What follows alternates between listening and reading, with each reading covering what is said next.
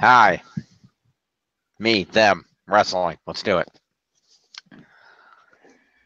Okay, maybe that's a little too lazy. That's not Hi, so folks. James Phoenix here. This is another WWE Fantasy Log. A little late tonight. That's my bad. Sorry. I take responsibility for that. I fucked up. Yes, you did. I did. With me or Jeff and Tiff. WW Universe, with me now. You fucked up. You fucked up. You fucked up.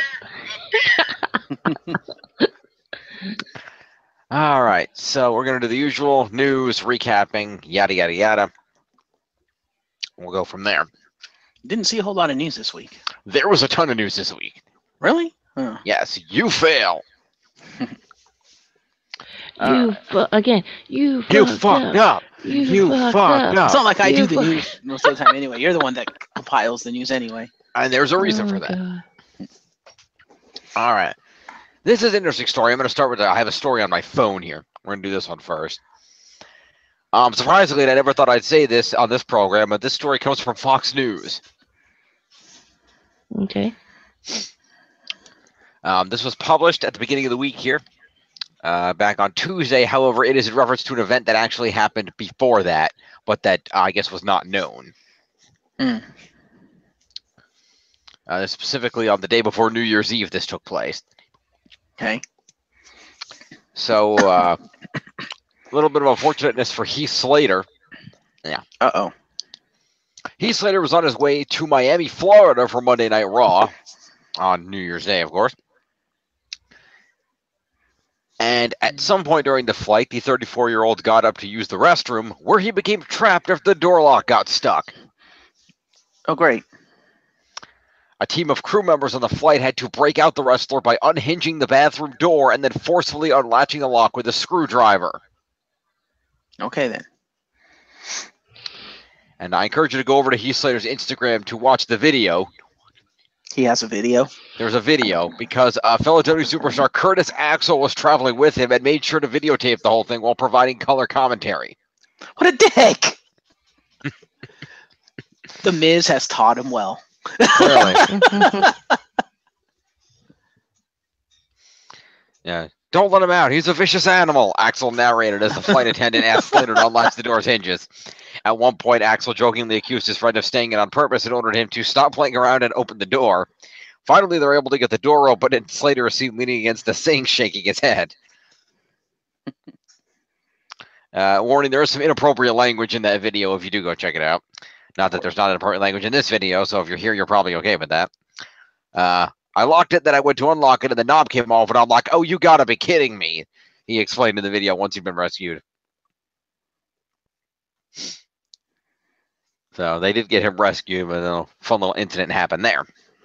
Leave it to the redneck to get trapped in an airplane bathroom. Kind of.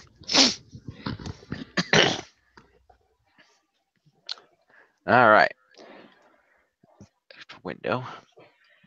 Okay, all the news. Let's see here. Jesus, where to start? You just started. True, but where to start again? Hmm.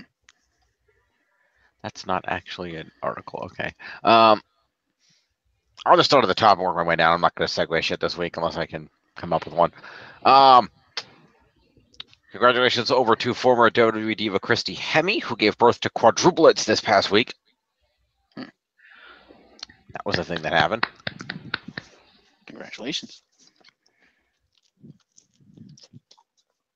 Have fun never working again. Yeah, pretty much. much. Not for several years anyway. Yeah, it'll be a little while. They knew from the outset it would be a difficult pregnancy, and they put her on bed rest all the way back in September. Thankfully, everything worked out. She underwent surgery to bring, let's see here. Names, let's see. So they actually named one of them Hemme, interestingly enough. Which is Hemme Lee, Jagger James, Quinn Eugene, and Sunny Sue Patterson into the world. Okay, then. Well, congratulations on all of that. Good times. And if you go over to Christy's Twitter at Hemme Powered, you can see pictures of all the lovely, adorable babies. So check those out. 3 boys and a girl for keeping score at home. And Of course, their congratulations to both Christy, her husband Charlie, and of course their pre-existing elder daughter Charlie Rose.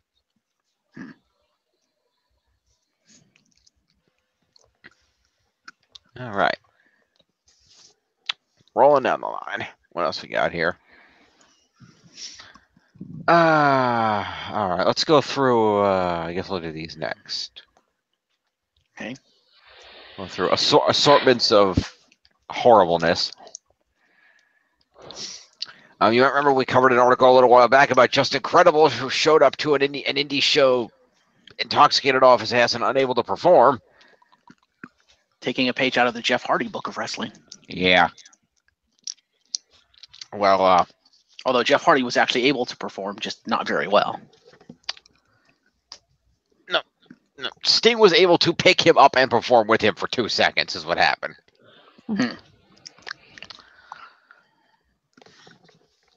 I agree. Anyway. Yeah, so he showed up at a Blitzkrieg Pro Wrestling event scheduled to take part in a pre-show autograph signing, and they cut a promo during the show, but couldn't do either one. But it's worth noting that since then he has been working with DDP to get sober. Movie described as a no-brainer. Do not think of it going, saying that this time it's a no-brainer and it's a no choice because I can't drink. I need to be sober or else I will die. The New York Post had covered an article about DDP helping Credible get clean, so that's cool. So you can go check that out over on NewYorkNYPost.com if you want to see the details on that.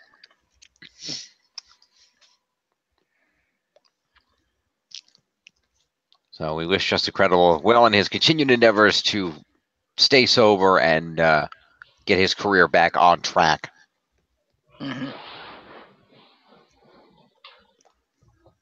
Apparently, originally the issues were with pain meds, and then he swapped over to alcohol as a substitute for that, and that didn't quite make them better. So hopefully he's okay. All right.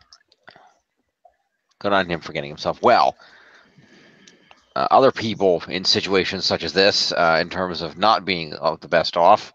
Let's see, what do we got here? Who's next? Let's do this one. So we all know Samoa Joe's injured. Yep. Since when? Since Monday. Since the last Monday on Raw. He fucked his foot up. He did. I don't recall seeing that. He stepped on something, heard a pop, and that was that. Yeah, during his match, he felt a pop at the bottom of his right foot. They took a look, believe he has a plantar fascia rupture, which is a thick tissue rupture under the foot. The treatment includes a period of immobilization with a boot on crutches and a series of platelet-rich plasma injections. So Joe has, of course, been pulled from house shows, and his future in the Royal Rumble is in question. He's also been pulled from the Mixed Match Challenge. Yes, they pulled him out of the Mixed Match Challenge as well. I feel so bad for Bayley because now she has to walk with Elias. Yeah. Maybe now she can finally get that hug she wanted. Don't hold your breath.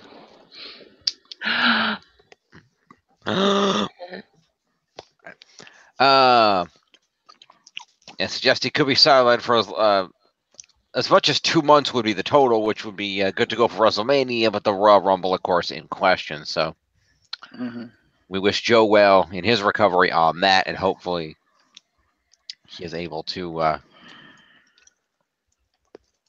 be back on both feet soon. Yeah. Especially since the rumor of the program that they were going to have him run going like through the Rumble and to WrestleMania. So the rumor was they were planning to have him run a program with John Cena, which, since he can't wrestle, that ain't going to happen. Yeah, they're saying they may end up setting that up on the Raw after the Rumble or something to get it going if they end up still wanting to go that route. There's a rumor that John Cena is going to be going to SmackDown, so yep, we'll see. I thought he was a free agent. He is, but his rumor is that the next program he's going to run is SmackDown, so they may have taken Joe completely off of Cena's table. We'll have to wait and see.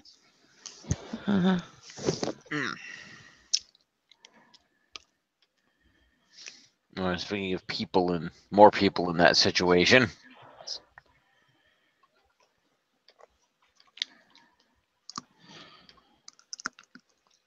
So, it was worth noting, Paige, for those who recall a couple of weeks ago, there was a situation at a house show where Sasha kicked Paige in the back really hard, and she was barely able to leave the ring under her own power, and they haven't quite determined her status as of yet. Mm-hmm. And she was backstage at Raw, but was not cleared to return to the ring by the WWE doctors.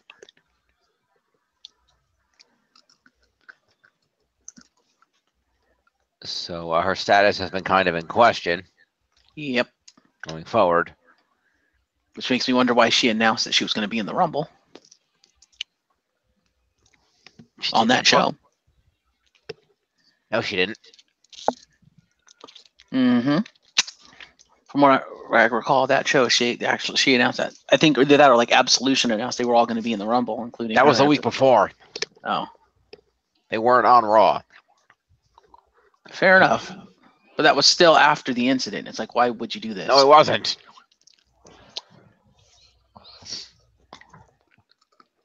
Fairly certain it was, but whatever. It was not. Anywho. Don't anywho me. So what date? Well, What date was the incident? Well, let me find out. Because I thought it was on a house show before Raw, like on Sunday or something. Well, let's find out.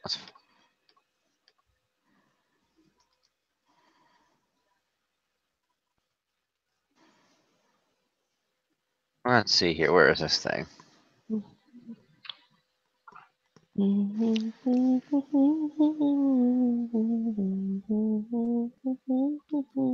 see. The video uploaded was from a live event on December 27th.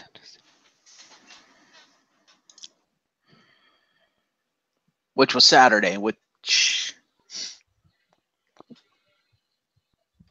was before Raw. So she was injured going into that Raw, and she still announced that she was going to be in the Rumble. No, it was announced before that. It was announced 2 weeks ago? No, it wasn't. The 27th was like a Wednesday. Was it a Wednesday? Yeah, because the 24th was a yes, Sunday. the 27th was a Wednesday. 27th was, okay. Yeah, and then it was wasn't it the New Year's Raw that she announced she was going to be in the Rumble?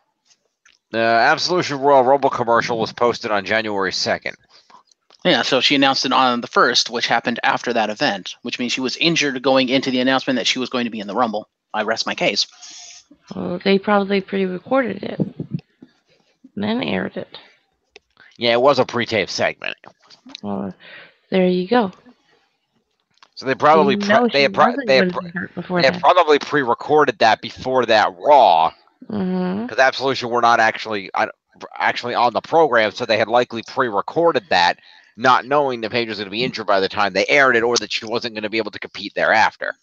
Except that week they were on the program, she just was unable to compete, so she was at ringside. Because, injury. Because the other two. Where are you going with this, Jeff? Nothing. I'm just saying that she was injured going into the announcement. Why would they make the announcement if there was a good chance she wasn't going to make the Rumble? That kind of setting up a false expectation. Because they didn't know. So wait a sec. You're probably thinking, why would they put the recording up there if she was injured after they recorded it? Why would they still run the recording? Yeah, because it would have been just as easy to be like, okay, well, let's shoot a promo segment with... And Jim's not even listening. He took his headset off because fuck him. Yeah. Well, continue. I mean, I'm sure everybody fuck you, Jim. But all I was saying was it would have been just as easy for them to be like, okay, Paige is injured. We don't know if she's going to be able to compete in the Rumble. Let's not air the pre-recorded segment. Let's just have like a 1-minute promo from Absolution of them announcing they're going to be in the Rumble, but just don't announce Paige in the Rumble because we don't know yet. I just don't understand why they didn't do that, unless they have super wishful thinking. They're like, oh no, Paige is going to be fine by the Rumble. It's like, yes, because she got kicked in the back of the neck, her surgically repaired neck, and you think she's going to be fine. It's like, yeah, she could be, but don't throw all your eggs in one basket and set up false expectations. That's just dumb. That's all I'm saying. especially since Absolution were on that New Year's show. They could have very easily just did like a quick 30-second, 1-minute promo of like Paige coming out and be like, my Absolution sisters are going to be in the Rumble. As far as me, I don't know yet. I kind of took a nasty hit at the live show, and yeah, not clear to wrestle at the moment. Yeah, but that's not the kind of shit WWE addresses on TV. Unless they're forced to. Well, then she could just not give a reason, just say, I haven't decided if I'm going to enter the Rumble yet, but they're going to be in the Rumble. Just leave it at that. All I'm saying that's just really awkward, though. Yeah, but all I'm saying is, why set up the false expectation that Paige is going to be in the Rumble if there's a good chance she's not? Because at the time, it wasn't a false expectation. Except they knew where she took the hit. They knew she could barely walk after that event, and that was literally the Wednesday before that Raw.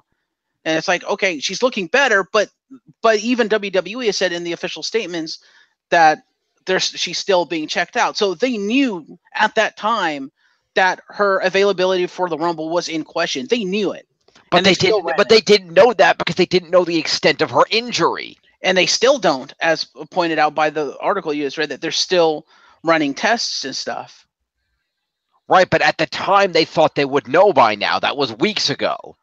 Yeah, and when they didn't know by that Monday, they should have said, we don't know. But it was only 5 days away. It was still 3 to 4 weeks before the Royal Rumble. You don't nick something 3 to 4 weeks before the Royal Rumble because somebody got kicked in the back. You do when they got kicked in the back of a surgically repaired neck. And all I'm saying is just don't announce her yet. If she's cleared, you announce her later. If she isn't cleared, you haven't announced her. You haven't set up a false expectation. That's all I'm saying. There are ways to do it where you can hold off on doing it when you don't know.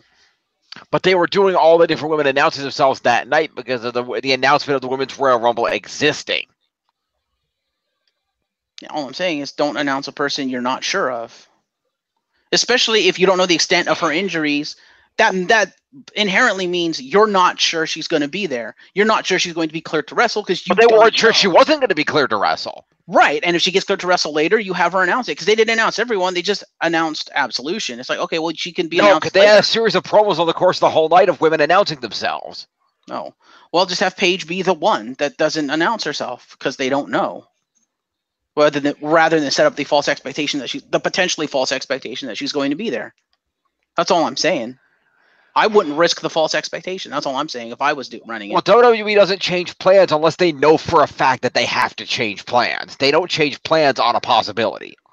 Sure they do. Vince does it all the time. No, he doesn't. Dude, he'll change plans literally half an hour before a show all the fucking time.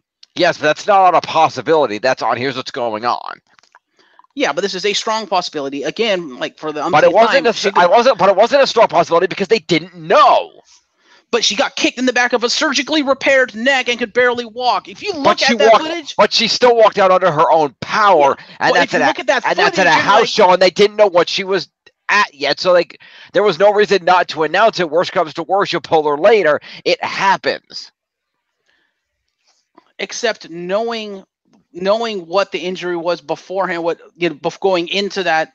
But they didn't know. They didn't know the extent of what was going on. Not that injury, you dumb motherfucker. The injury she had before that she got the surgery on, knowing what she got repaired, knowing where she got hit and how she got hit, knowing the fact that hit caused her to, not be able to walk for a short amount of time. That's a pretty bad hit, and you have the video evidence to show how bad a hit that was.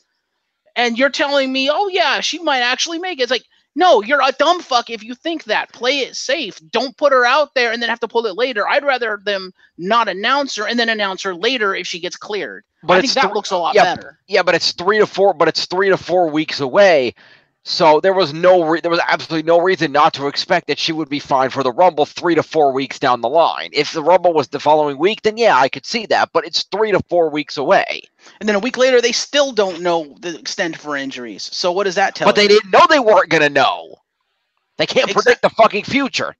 Which is why you don't try to predict the future. And they predicted the fucking future by actually saying she was going to be in the Rumble. That is predicting the future. If you don't announce her, you're not predicting any future. You're leaving it open whether she's going to be there or not. By announcing she's going to be in the match, you're predicting the future. So you just That's contradicted yourself. That's not predicting the future. That's saying, hey, the Royal Rumble was happening. The ring, these are the superstars that are in the Rumble.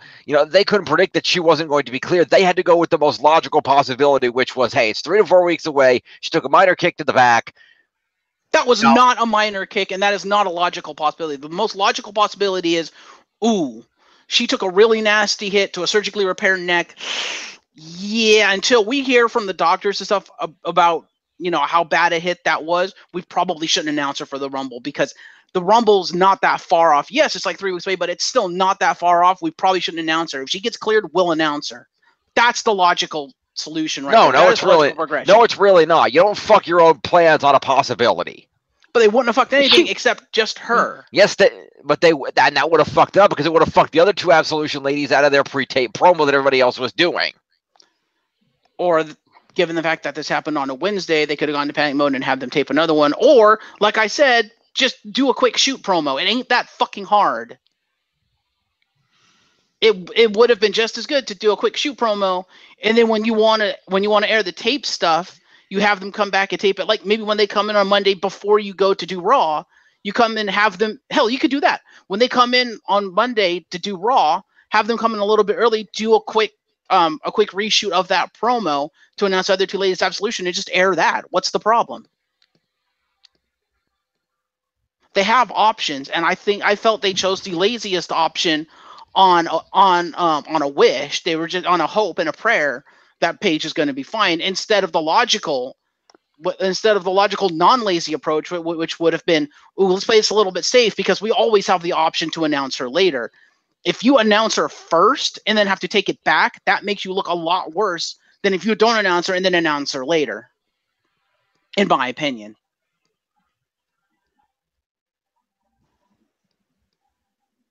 Because I don't think it's that bad to not announce her yet and then be like, 2 weeks later when you get clearance from the doctor, and the doctors are like, yeah, she took a nasty hit, but she's okay. She should be cleared to wrestle. Go for it. Then you pay to go down and be like, guess who's in the Rumble? And it's like, and it makes that announcement even a little bit bigger if she's announcing herself by herself, like solo, as opposed to as part of Absolution. It actually makes the announcement a little bit better, and it protects WWE from false advertising. But it's not false advertising if the unexpected happens. That's why WWE has that little note on every single thing they do, card subject to change. Yes, but that's after you've put the card up and then something changes after the card's been put up. It's not to protect you against putting someone on the card that you're not certain is going to make that card. That's completely different, Jim. If they had announced her first and then she took that hit and then had to take her off, that's fair. But the fact that she took the hit before she was even announced and they decided to announce her anyway, that could be considered false advertising. Except it's not, because at the time it was believed that she only had a stinger and that she was going to be fine. It was not believed to be a major injury at that time. Which was fucking dumb. And that's the point you're overlooking, is they can only go based on the medical evaluation at that time. They couldn't predict that it was suddenly going to be revealed to be a worse injury. They can only go based on the data available at that time. And the data available at that time said, this is a minor stinger. Yeah, she can't wrestle this week, but within a week or 2, she'll be okay. There's no reason for her not to be in the Rumble. It's almost a month away. Yeah, I still would have played it safe. And then Well, that's you. Because a minor stinger doesn't cause someone to not be able to get the fuck up for 5 minutes. But it does occasionally if there's a stun to your nervous system. It's been known to happen. Because by that logic, Sting almost breaking his entire neck due to Seth Rollins was a minor stinger. Because he was still able to get up and finish that match after a bit. So by your logic, that's a minor stinger, which it's not. That was almost a crippling injury. And it was so severe. I'm not saying it's a minor stinger because she was able to get up. I'm saying they thought it was a minor stinger because that's what the doctor said after the fact. The doctor's an idiot. Well, the WWE doctors can only go based on the test results and the information they have at the time. And also by their experience as a doctor watching the footage saying, ooh, that could potentially be worse than it looks. We should monitor her. Which is what they were doing. And at the time they're monitoring, it made them believe that it was only a stinger. Yeah, 2 weeks out, she still hasn't returned. So, yeah. Yeah, we know. Can I finish the fucking news now? See? Hey, it's not my fault you started late. Well, you are still going on this One Piece. I listening, it just sounds like you guys have been bashing the same thing over and over again. Like in terms of wording and everything, it's just been saying in different contexts, different ways. So I don't know. Just me, I guess. Anyway, if you had let me finish, Finish with what? what I was going to say. Well, what were you going to say?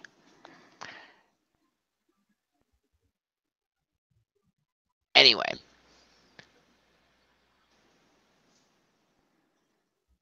Spit it out. He's looking for it probably. I've got it right here. I'm opening it. Calm down.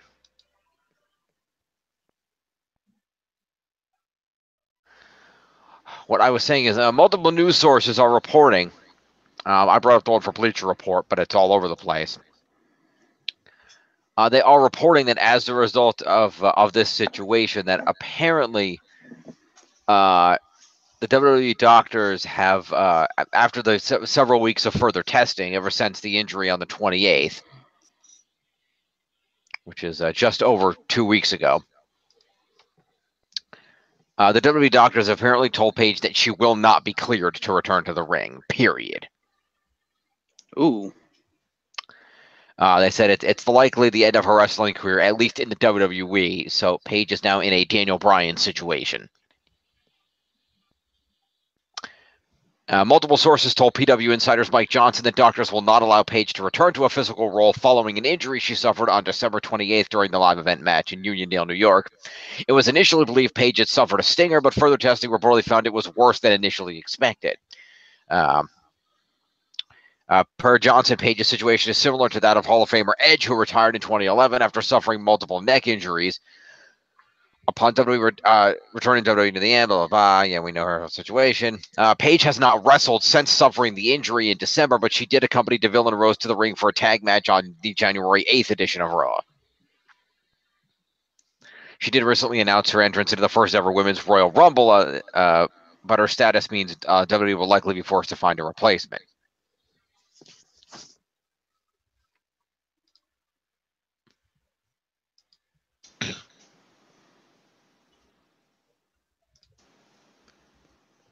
Now, it's worth noting that all these reports are all coming from PW Insider's Mike Johnson. They're all citing him.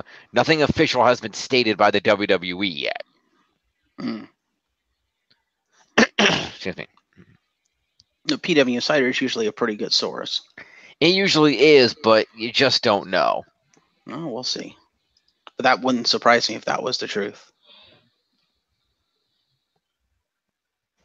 Because like I said, when I saw her took the hit, I was like, ooh, that's a lot like the hit Sting took when Seth Rollins fucked him up.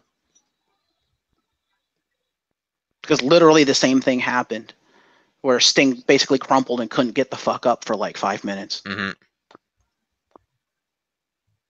Granted, Sting was like, 20 years older than Paige, but still. Yeah. Human is human. And Sting, I think, also did not have the kind of injury Paige had going into that. Mm-hmm. So I think that that fact made it even worse for Paige. Mm-hmm. Yeah, Paige's situation is also being compared to that of Edge in regards to the neck injury situation. Fair enough.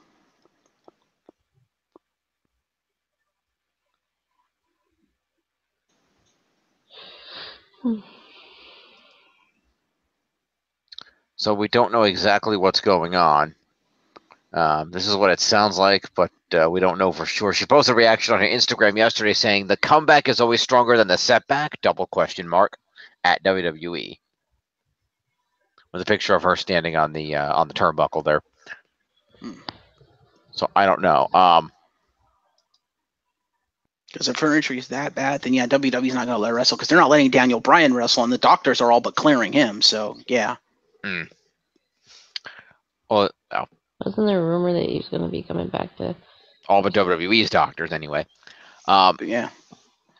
But there now, mind you, there is some speculation, given that this only came through outside sources. None of this has come through WWE. Mm-hmm. So there is a lot of speculation that what may have happened is Paige took that shot to the back, and it did, stun her, cause her some difficulty in getting up there, and did need to be evaluated. But that, being that this became a big news story that went out, WWE may have chosen to K-fob exacerbate the injury so Paige can show up as a surprise in the Royal Rumble. But again, it wouldn't be a surprise because they fucking announced her. Right, but now there's this injury thing going on, and it's all a question of all the news sources are, Paige is never going to wrestle again. She won't be able to compete yet. Everything else, if they do that, and if WWE were to say, come out, now that the news is broken this week, if WWE came out on Monday and said, hey, Paige is severely injured, she's probably not going to be able to compete in the Rumble, and then she showed up as number 30 in the Rumble, that would kind of be a big deal. Potentially. But yeah, I guess it's WWE. They would fuck over everyone else for one superstar. Because I would also say, given other potential entrants, that would kind of fucking not that basically Roman Reigns, the women's division. You're assuming they weren't planning on having Paige to win to begin with.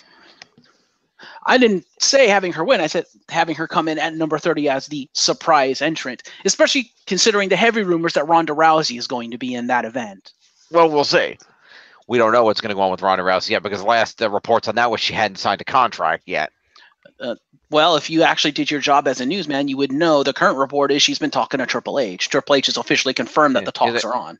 Yeah, she's been talking to Triple H for 6 months. There's still no contract. Yeah, but Triple H, but unlike other reports of, Ronda Rousey's contract is imminent, blah, blah, blah, unlike all those other reports, Triple H has finally come out and said, yeah, we're close. Yeah, close. That close does not equal there.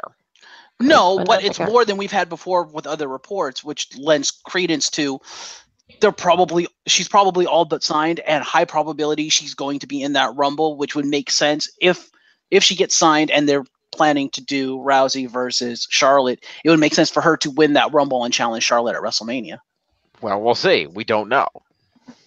All I'm saying is, depending upon their plans, I don't know that Roman Reignsing the first ever women's Rumble is going to go over well with the fans. That's all I'm saying. Yes, except it wouldn't make sense though, and it would work in their favor. Okay. Explain. Just think about this. WWE could have Paige, having Paige come back from this drastic injury to win the first ever women's Royal Rumble and then go on to win the women's title at WrestleMania. That would be a huge deal. True. That would be a big deal. And having her do that, and then having her defend that title for several months afterward, going through that whole story and having her continue to be the champion near the end of the year. Yeah, that's going to sell that WWE movie about Paige they're making. That's true. Which comes out next September, by the way. We'll have to wait on confirmation of the medical story first. That's all predicated on that. Well, like I said, give it a few. Like I said, we'll see if they say anything on Monday night, and if not, don't wait to the Rumble. We'll see if she's there. That's all we can do. It is what it is. Moving along. So, speaking of people dealing with injuries, we're going to cover an assortment of things that happened at the Impact Wrestling tapings. I don't know cover a lot of this, but so many different things happened. It seemed relevant to talk about, including a couple massive returns. Yep. First, 2 new champions were crowned at the event. In a champion versus champion match, Impact Grand Champion Matt Sydal defeated X Division champion Taji Ishimori to become a double champion. Okay, then.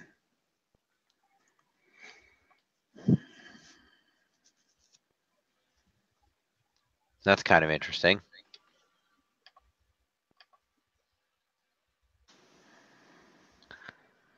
By the way, for those who are not aware, you may remember Matt Sydal under the name Evan Bourne when he wrestled in the WWE. So he's not high on drugs anymore? Nope. Good for him. Now a double champion. How about that? Unfortunately, there was some not so good news from the Impact Wrestling tapings Okay. in regards to superstar Eddie Edwards. Okay. There was an unfortunate incident. He's now hospitalized. Ooh. He defeated Sami Callihan in a singles match at the taping and was receiving a scheduled post-match beating. Mm-hmm. And Callahan placed a steel chair across Edwards' head and then blasted it with a baseball bat. Okay. Unfortunately, the bat ricocheted off the chair and nailed Edwards in the top of the head. Ooh. Apparently, Edwards was backstage with a lot of blood flowing in his head and was immediately taken to a nearby hospital. This just happened tonight, so we do not have an update on his situation at this time. This just happened a few hours ago. And that's why you don't do shit like that. Apparently. So we hope Eddie Edwards is okay. Because that does not sound good. No, not at all. Not at all at all. Yeesh. More from the Impact Zone? More from the Impact Zone. We have several other things happening at the end. The newest addition to the TNA Knockouts roster was revealed. Okay. That was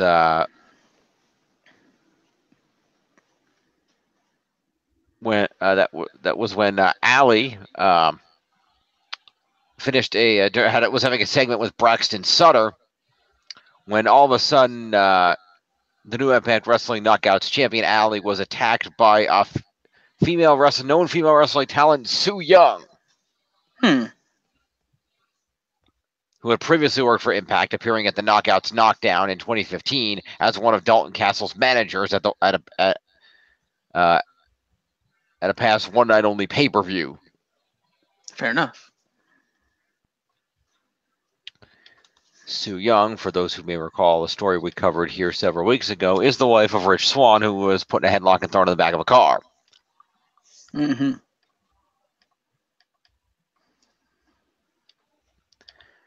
And last but not leastly, apparently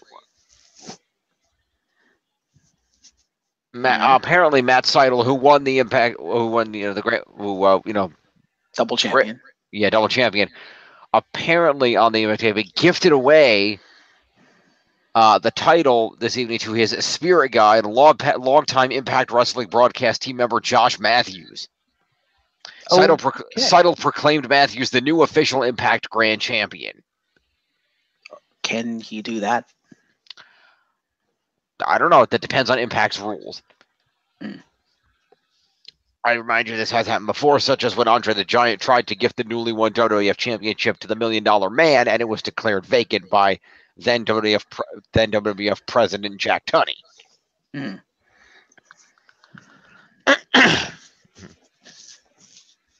Then they had to find a new champion. So, what else is going on? All kinds of things. Anything else from the Impact Zone? No, that's enough for the Impact Zone. I've got two more. Okay, drop it.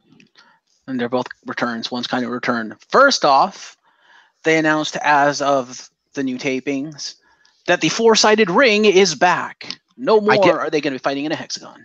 You're right. I did see that. I did not think to mention that, but I did see that. And primarily because even though the fans liked the hexagon, the wrestlers fucking didn't. Okay. Because they said, number one, when you're taking bumps in a hexagon ring, the bumps are a lot harder because with a hexagon you have more surface area. Mm-hmm. So when you hit that mat, it fucking hurts. Right. And number two, the logistics of having a six-sided ring makes it really hard to work within said six-sided ring. Mm-hmm. So I think those are big reasons why they went back. So the new regime decided, no, we're going back to classic wrestling. Okay. The second thing, and I'm surprised you didn't have this in your notes because this is fucking huge. Okay. As of the latest tapings, they have a new champion. Ah. A new heavyweight champion. Okay. Double A.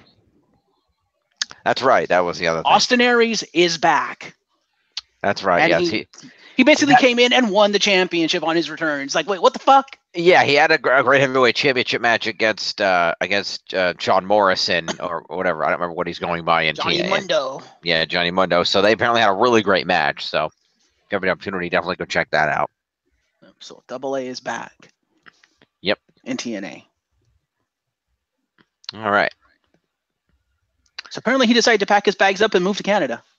I guess so. Yeah. Woo! All right. Let's see. Follow-ups on previous stories. The investigation of David Otunga is now complete, and he will not be facing any charges via the alleged domestic violence incident with his now ex-wife Jennifer Hudson. That's news to me. I never heard of it. I mean, that was weeks. What? Well, the thing is, I thought you think it'd probably be like on the news, like when you're watching TV. That's what I'm saying. Yeah.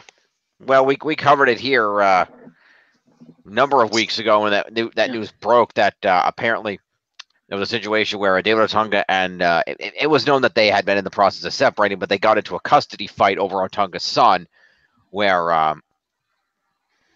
basically Otunga apparently Jennifer Hudson was like keeping their son out really late on school nights at the recording studio and shit. David Otunga got pissed off and was like, "No, you got to take this kid home so he can go to school the next day." And Jennifer Hudson turned around and filed some false charges, saying that he was threatening them and like he put a gun on a counter and some shit, but it was a fucking movie prop gun, and that was all a bunch of bullshit and got dropped.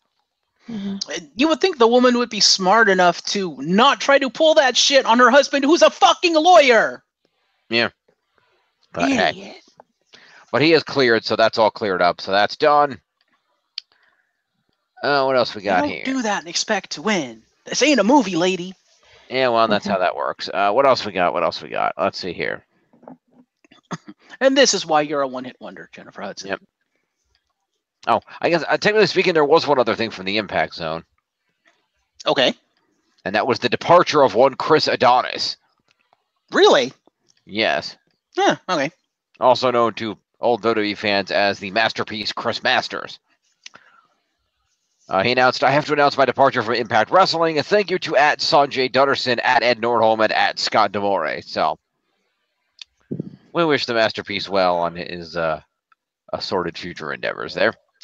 Surprise Royal Rumble entrant? Anything's possible. You just don't know. What else we got? Yep. Let's see here. Speaking of people in awkward situations with companies. Am I the only one who would want to see the Masterpiece try to do the Masterpiece Challenge on Samoa Joe? That'd be interesting. Yes, a submission challenge against the Samoan submission machine. We'll see how well that goes for you. Yeah. No, we shall see. So, for those of you who remember Neville. No. Basically, right now what's happening is Neville's still under contract. WWE has chose not to release him, so basically he's pulling a WCW right now. Being paid to do nothing? He's basically being paid to sit at home and do nothing. And he's, unfortunately, because of the contract, he is not allowed to talk about that, so he's in a state of limbo right now. Mm-hmm. So presumably in the coming months, his contract will literally expire, and then following the 90-day compete, he'll probably end up somewhere else. Bullet Club. Yeah, we'll see. It's also worth noting that despite there really not being any fanfare, Mark Henry is considered retired at this point, despite still being contracted. I could have told you that. So. Yeah, that's kind of evident. Yeah. Especially when he himself said he was effectively retired. Mm-hmm. Yep, pretty much. Speaking of the Bullet Club. Indeed. Bang, bang.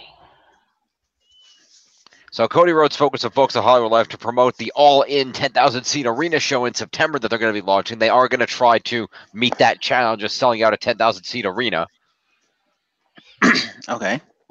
Now, the cool thing is full steam ahead. That's the sentiment from my world, from the wrestling world, just blew me away in terms of getting help. How they can help, how we can make it something different than anything anyone has ever seen before, and what is the direction that it will go. This is Cody talking, by the way. Mm-hmm. And talking about all the different things that were forthcoming, so it should be pretty interesting. Also, the Bullet Club is now wearing T-shirts that say FTRR. Get it? FTRR. Yeah, I don't get it. Fuck the Royal Rumble? Could be. I don't know. Dost thou have any other Bullet Club news? No, that's Tiff you. will be back in a minute. You have something else from the Bullet Club? I have several things from the Bullet Club.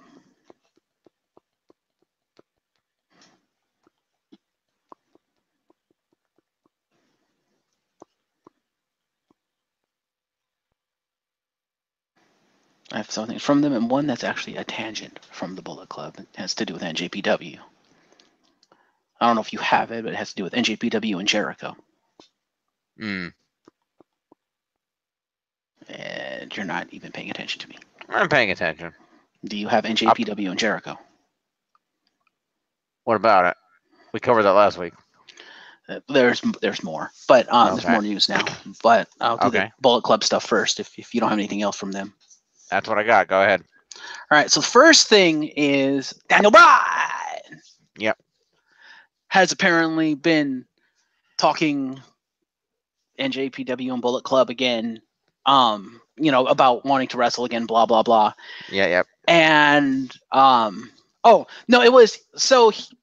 Daniel Bryan put up this clip of him wrestling AJ Styles in NJPW. Okay.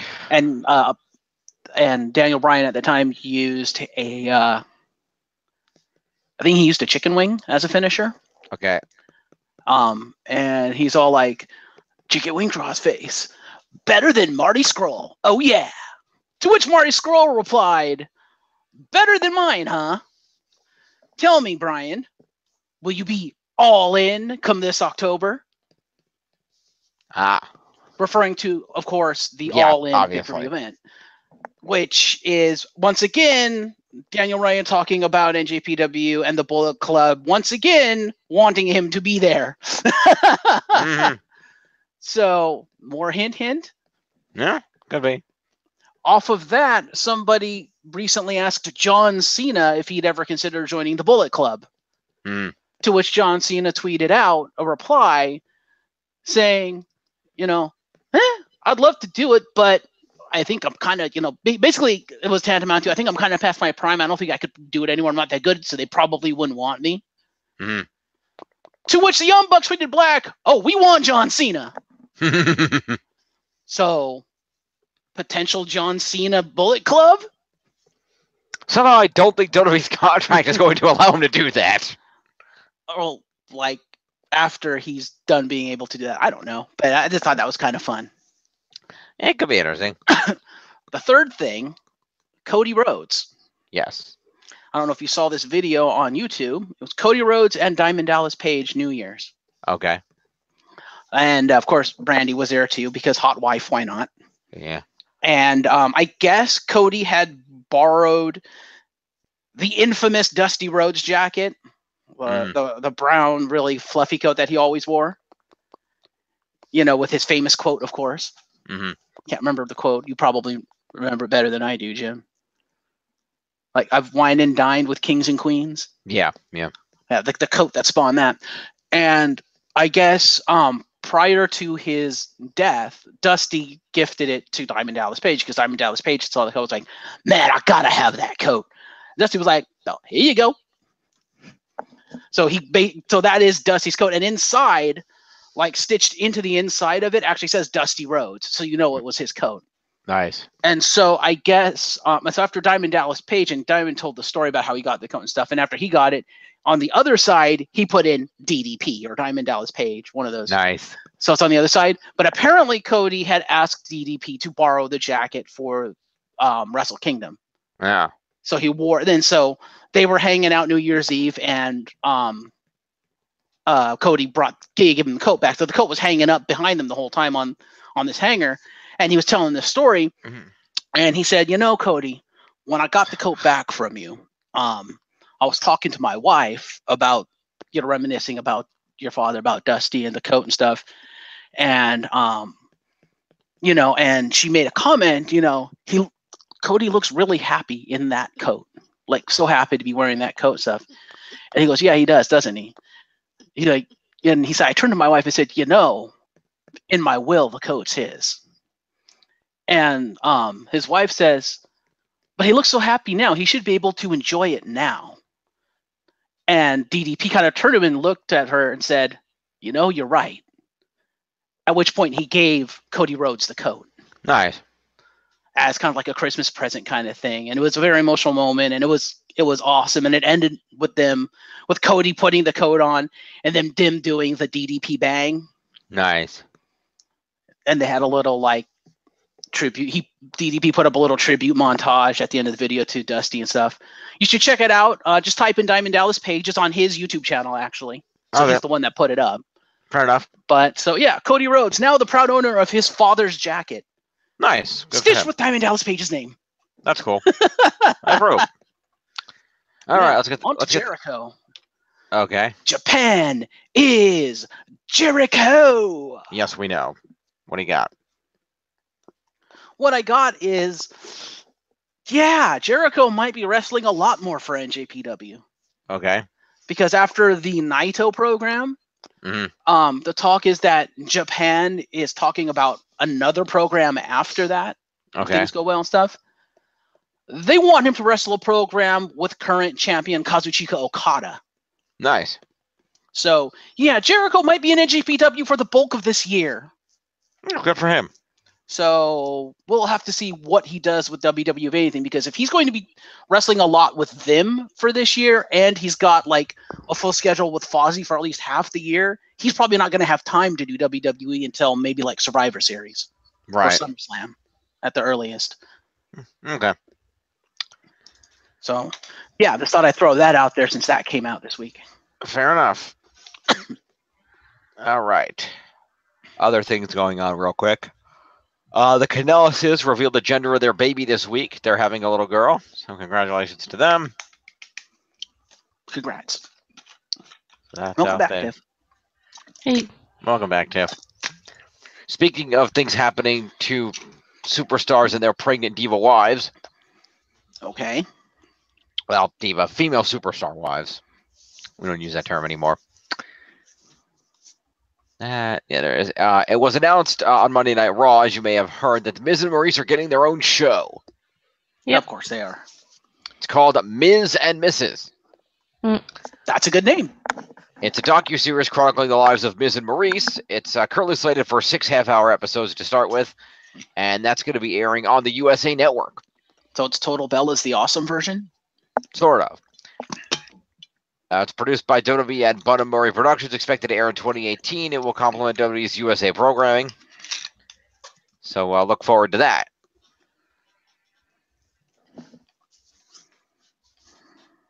I would have laughed my ass off if, to keep with the total title theme, if they'd have called it Totally Awesome. There you go. Now with special guest Aaron Chris.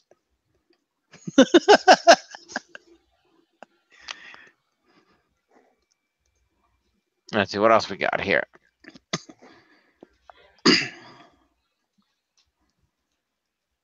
What else do you got there? That's what I'm trying to see here. I put up an inaccurate. I put up a wrong link here apparently, but that's okay. Every time. Yeah, that happens. There's some more. There is some more detail on the Neville situation, saying that there was discussions he could be back, but apparently they've decided that's not going to happen. But they have no interest in releasing him, so he'll be sitting out his contract until the deal. It's not currently known when that deal expires. So fair enough. Poor Neville. Also, heavy rumors that Undertaker v. Cena at WrestleMania will be set up at the Raw 25th. We'll see. You mentioned that last week. Mentioning it again. Worth noting, Enzo Amore was slightly injured at Raw, which in the match we're going to talk about, he inadvertently took a shot to the head, needed 4 stitches above his eye. He was bleeding quite profusely and visibly during the match. But he's okay? He is all right. He had to get 4 stitches above his eye, but he's okay. What about his ankle? That was K-Fob. That's a storyline injury. We're not covering that. So now he has a Jersey tat above his eye now, huh? Something like that. And we do get to. We thought we had put this to rest, but apparently there had to be one more thing. One more thing To truly put this to rest, to finally bury the hatchet. Okay.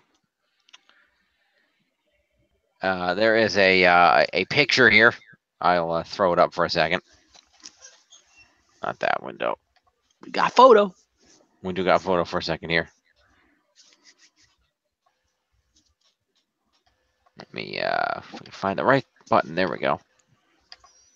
As you can see here, this screenshot taken from an airport here. You can see that has Woken Matt Hardy, and that is Anthem President Ed Nordholm.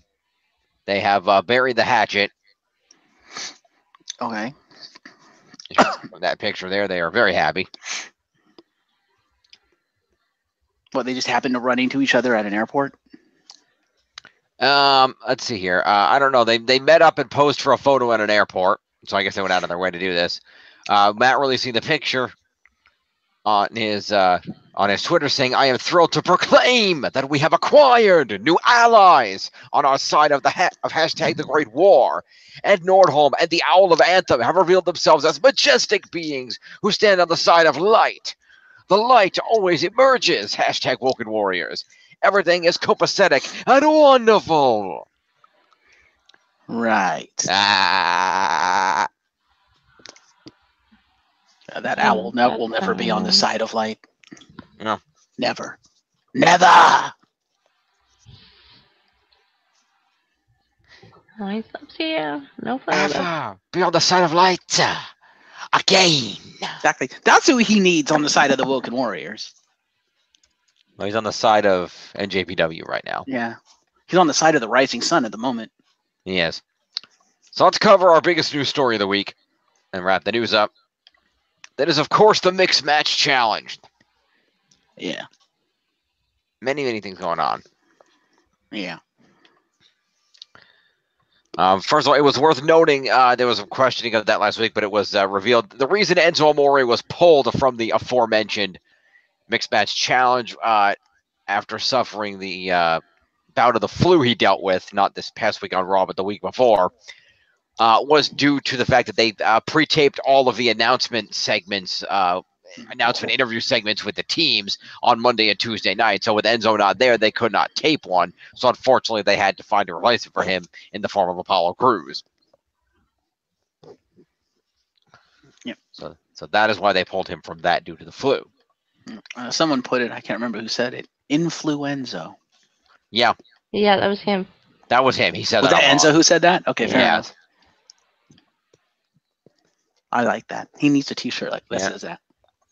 I was down with a case of influenzo. So I'm sitting at the hospital eating some chicken soup, little side of soda. Thanks, Naya. And I'm watching TV and I'm like, is that Cedric Alexander teaming with Goldust? Then I realized, oh, that's why he's teaming with Goldust, because that's as close as Cedric's ever going to get to gold in 2018.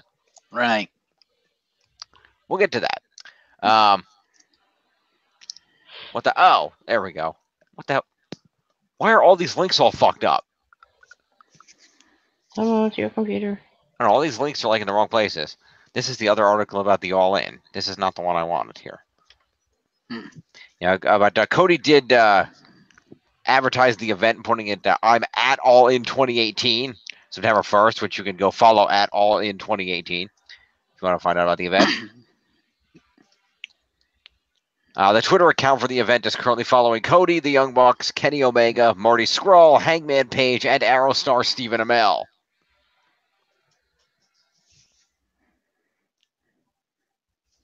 Also, social media. Be afraid. Chris Jericho has figured out how to work Instagram. Yeah. Yeah, he apparently did an Instagram feed that he threw up on YouTube or whatever. Someone got a hold of it, maybe off his website. Fair enough. And he did it over the holiday while he was, waiting to go, I guess, he did just brought his car in to get worked on. He was in a loaner car, and I think he was going to go fly over to Japan or whatever. So he was like, hey, I'm fucking bored. It's early in the morning. Fuck it. Pulled out his phone and Instagram, figured out how to pull people into calls and stuff. So people were talking to Jericho, just shooting the shit. It was awesome. The talk of Jericho. Pretty much, yeah. He did that for like 20 minutes, half an hour, something like that. Pulled some random people in trying to figure out how to get shit to where he's like, hey, what's up? You talk to people from India, talk to someone from Dayton, Ohio.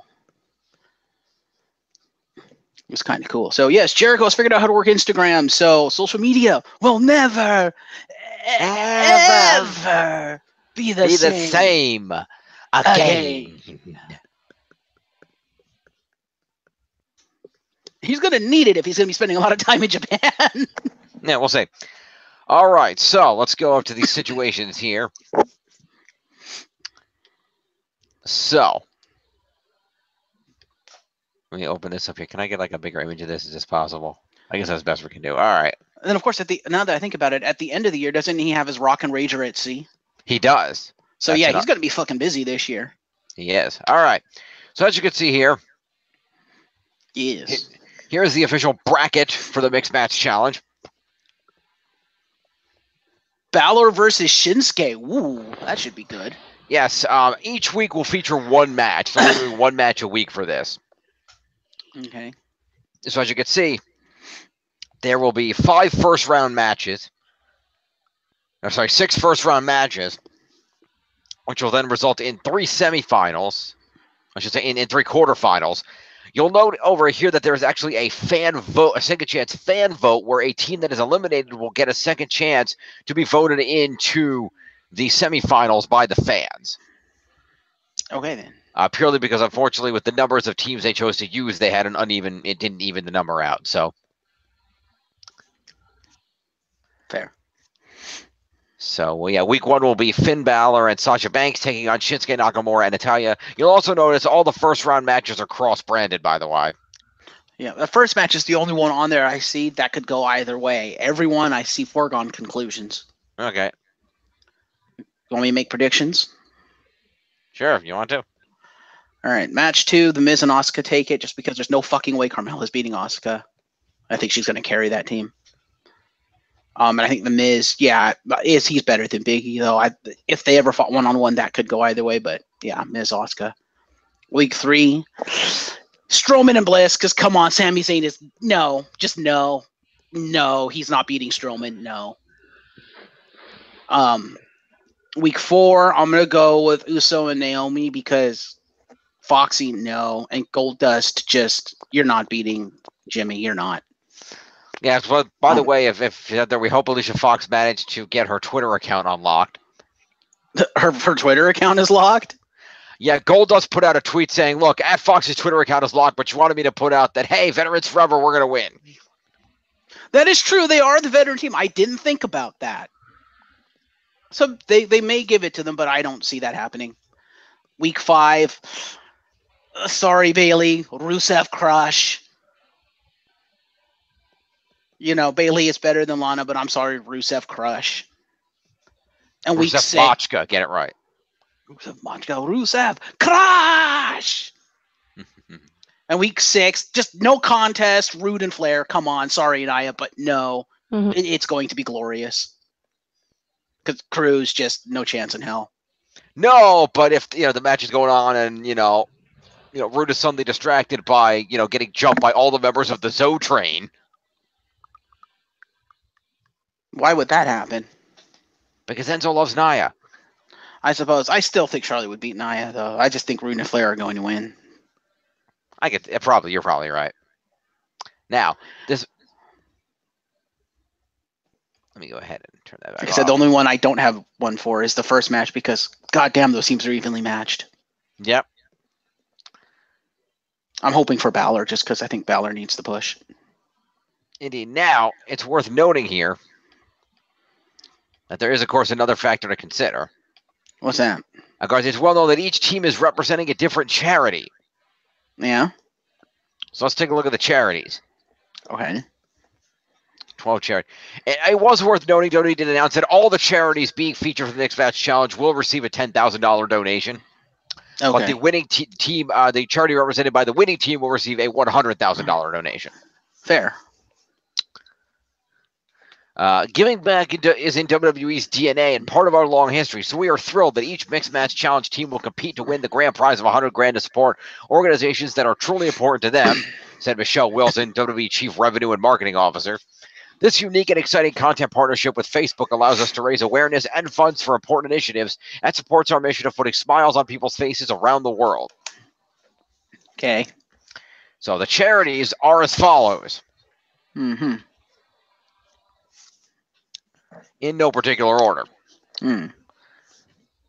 Bailey and Elias will be representing AmeriCares, Okay. which helps save lives and improve health for people affected by poverty or disaster. Okay.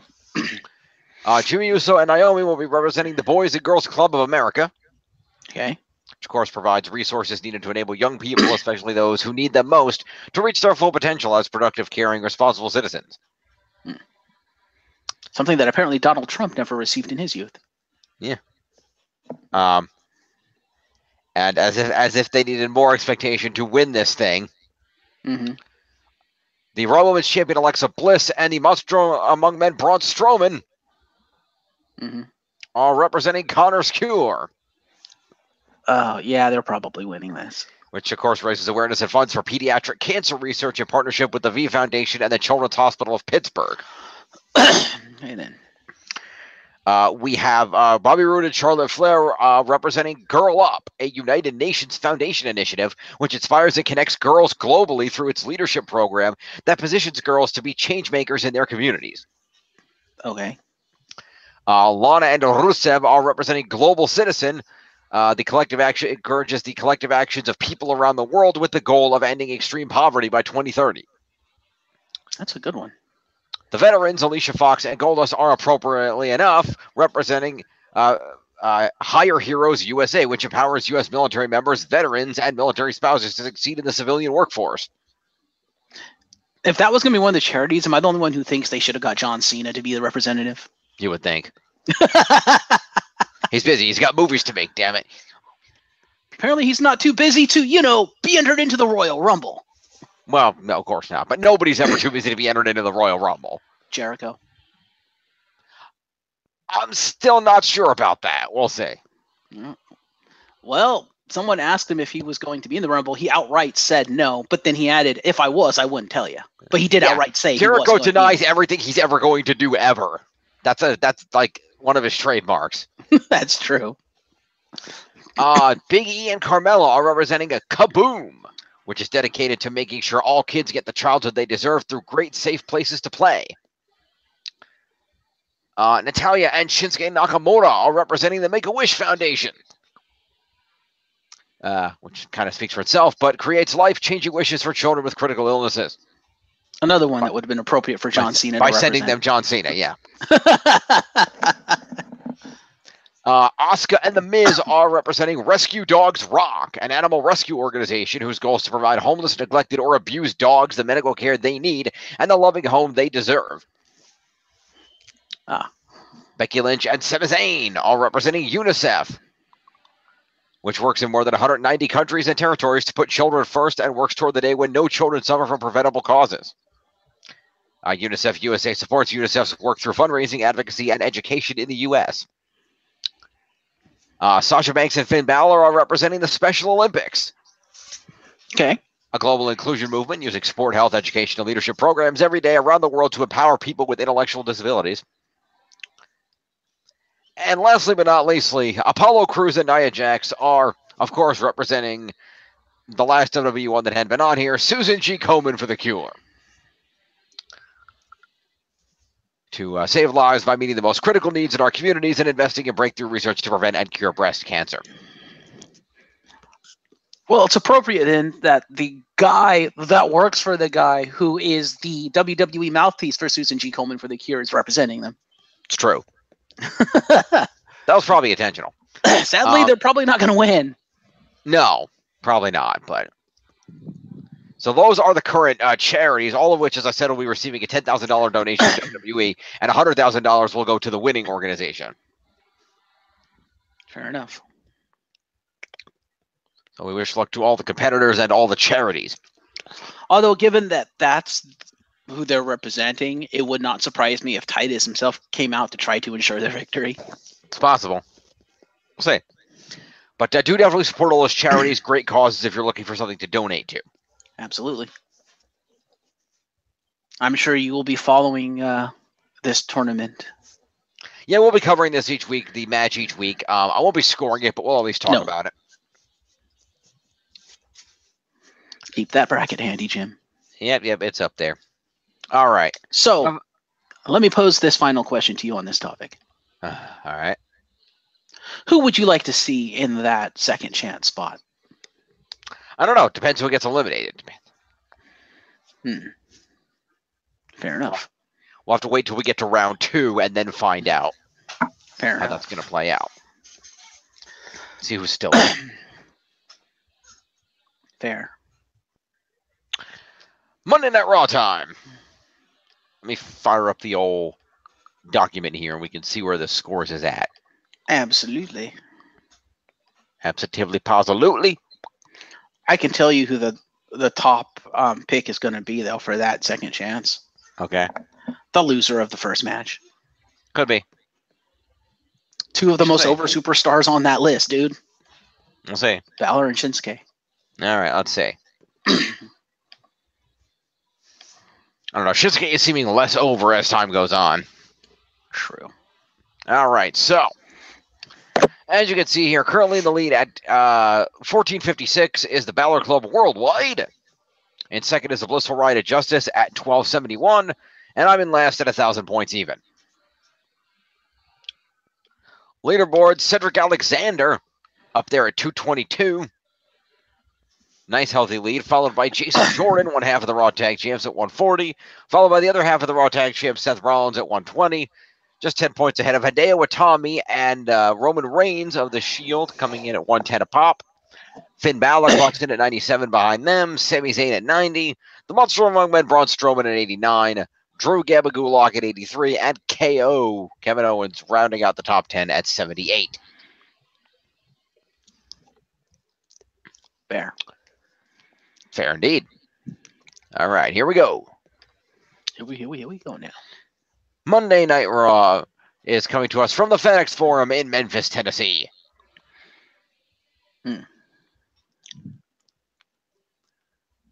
Surprisingly, to my knowledge, King did not show up.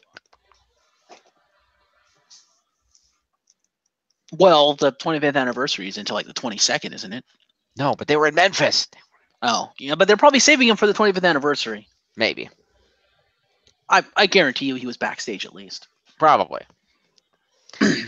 So we open things up with the Intercontinental Champion Roman Reigns,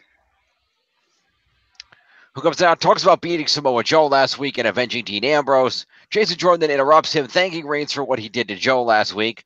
Fans chant, "Who's your daddy?" at him until Rollins comes out. Says he appreciates what Jordan's trying to do, but he's got a lot to learn. Said that Jordan means well, but he's stepping on Reigns' moment right now. And he interjects that this is all their moment. They're all the champions now who run the show.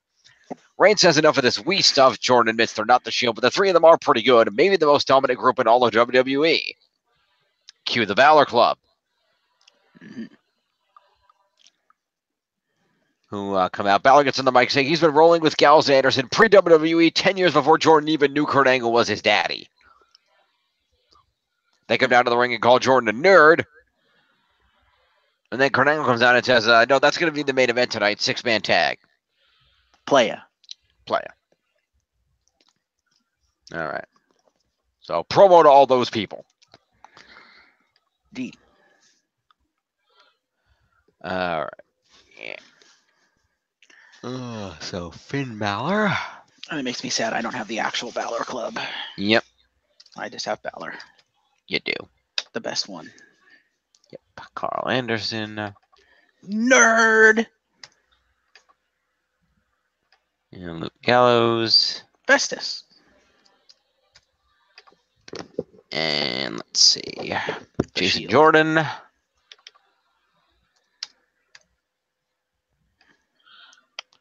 And Seth. And Roman is up here. I passed him. There we go. Okay. Moving along. We throw to a commercial. We come back for the commercial, see a replay of the announcement of the Women's Royal Rumble, and then have ourselves a tag team match play of Sasha and Bayley versus Absolution minus Paige. Except she was there. She just didn't wrestle. There was no indication that she was there. I think you're thinking of the week before. Except didn't the article that you read not like 10 minutes ago just say that she accompanied them on the 8th of January edition of Raw?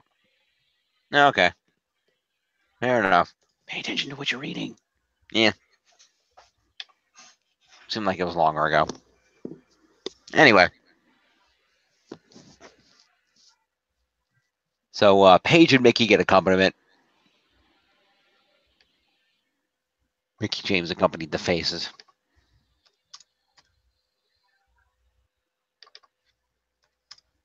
All right. And the faces won this match, so Sonya and Mandy are each going to get 5 points for being in the match. Sonya didn't hit any moves, so she's only going to get 5. Aww.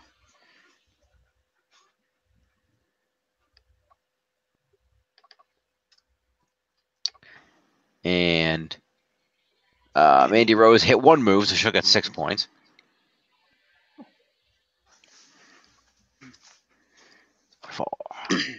All right. And then on the face side, Sasha got the win off of a bank statement on Mandy. So we'll do Bayley first. Bayley's going to get 15 for being on the winning team, 5 for competing, and 1 for a move is 21 points to Bayley.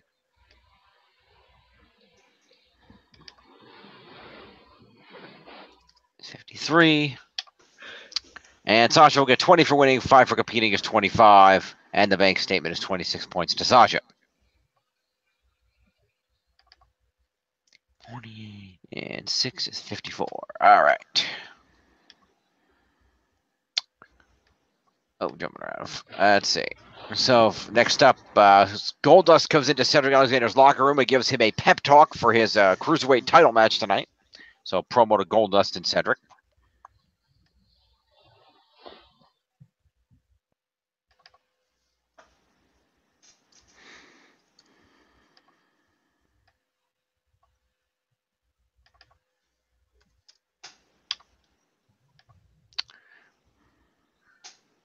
We then see the footage of Goldust meeting his partner Alicia Fox for the mixed match challenge.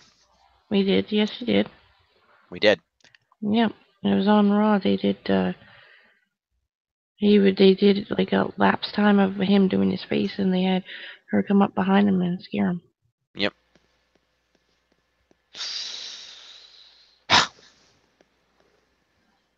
I still think he should be the And next she went on to say, "I knew it was going to be you, and I knew it was going to be you." All excited. Mm.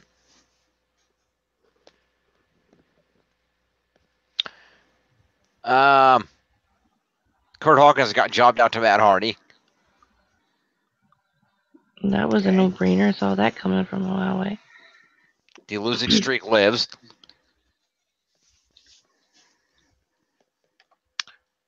So Kurt Hawkins will get 5 points for showing up.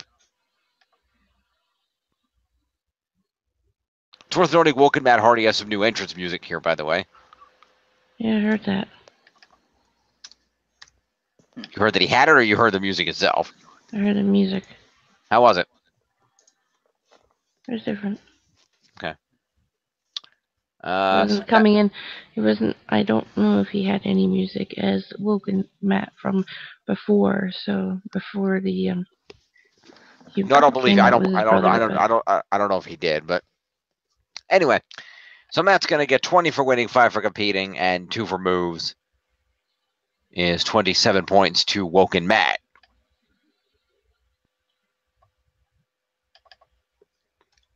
$37 and 7 is 44. All right. After the match, Bray Wyatt hit the ring, and Matt and Bray stared each other down and traded evil laughs. I kind of muted that part. What's that? I kind of muted that part. Fair enough. I'm going to give Bray a mini for that.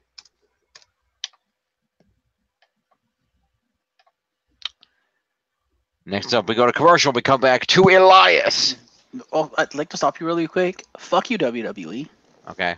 I'm in the middle of watching the Matt Hardy's entrance. In the middle of my fucking show? Fuck you. Yes, because it's not that long. But, number one, really? You were lazy enough to not give him new Titantron shit. He comes out to the new ship, but with the Hardy Boys Titantron and the Hardy Boys ribbon. What the fuck? No. Oh my god, that looks so fucking lazy. And the second thing is that music just no, because apparently the original music was Moonlight Sonata, which that so would have worked, and it should because it's the fucking broken Matt Hardy character. But the music they gave him, I'm like, did he just walk out of a carnival? It's like, oh my god, no, just My name is Kizarni. Kind of, yes. So I do kind of like before the music hits what happens, although okay, so it starts with the laugh, which I kind of don't like the Woken Matt Hardy laugh, but they have his catchphrase because he goes, "I will delete you," and I'm like, that's awesome. And then that music hits, and you're like, the fuck is this? And then you see Hardy Boys, and you're like, no, he is not Hardy Boys Matt Hardy. He is Woken Matt Hardy. Oh, WWE botched this so bad. Anyway, I had to get that in there as soon as I saw that. I was like, what have they done? No. Just all the no. No. Pretty much. Continue. Yeah. No, went to the Sheamus ones. Unless it was a Brian, I thought maybe to give the nose. Oh well. Anyway, we come back for commercial to Elias, who sings a song trashing Memphis, and then sings a song introducing The Miz, whose real theme music then hits, and he comes out with a Miztourage. Can I just interrupt for a second? You know what's ironic? What's ironic? For that was January 8th, right? That show. Yes, that was last Monday. Okay, they're in Memphis. Yes. It was Elvis's birthday. Oh. Huh. It was Elvis Presley's birthday. Damn. Oh, just a little tidbit in there. No, yeah, that's too bad. That would have been a great excuse to have an appearance from Southpaw Regional Wrestling superstar Pelvis Wesley.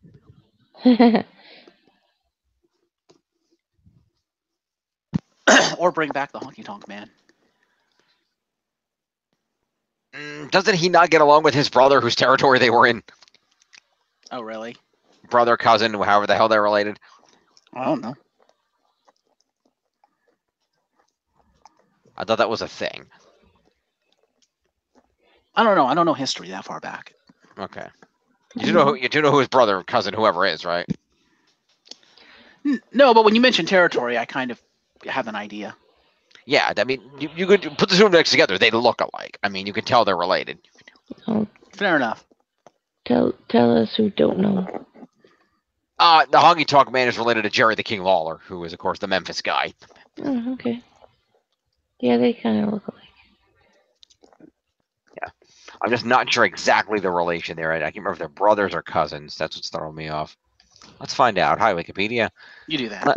I will find out. The Honky Tonk Man is his cousin. They are cousins. Okay. That was fast. It was fast, but I feel like there was a some kind of a they weren't close cousins, so I don't know. Anyway, so The Miz comes out with a Miztourage. The fans chant welcome back.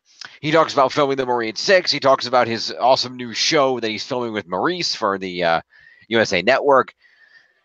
He's saying he has a lot more planned, and that 2018 will be a year of celebration because he's got his great new show. He's got a baby girl on the way, and he will reclaim his Intercontinental Championship from Roman Reigns. And Reigns can believe that. Mm-hmm.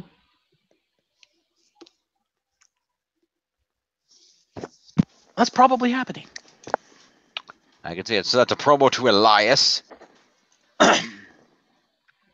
who I guess is an official member of the Miztourage now. Okay, then. I don't know. I don't remember that being a segue. I don't know. He introduced him, So Miz is now walking with Elias? I guess. So that's Elias. Elias is with the Miztourage. Yeah.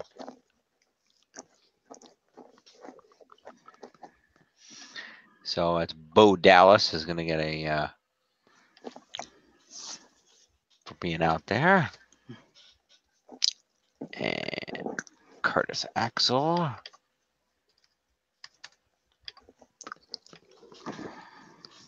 And The Miz. The Miz.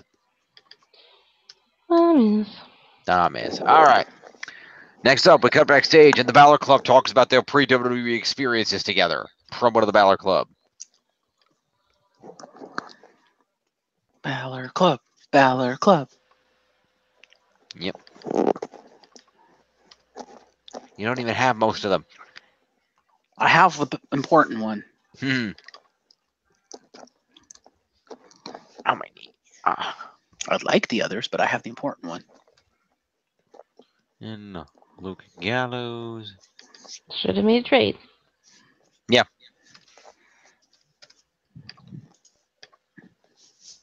All right. So next up, we go to commercial. We come back. We are joined by the hashtag realest champ in the room, Enzo Amore. Influenzo? Influenzo promo. I'm going to be calling him that from now on. His new ring name is now Influenzo. Yeah. I basically spieled the promo during the news segment, so I'm not going to do it again. And then Enzo defends his cruiserweight title against Cedric Alexander.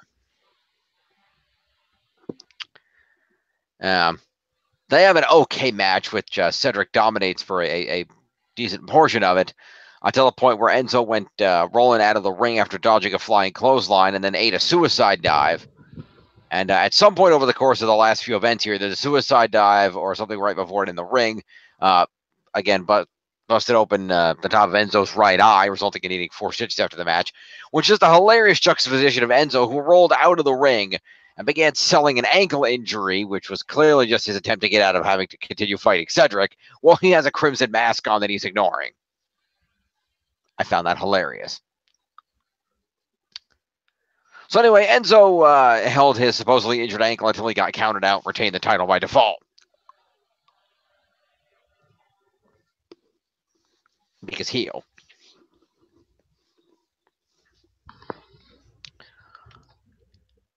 So we're going to have Cedric wins the match via countout. Intentional countout. Intentional countout. All of the fuck this match. Yeah.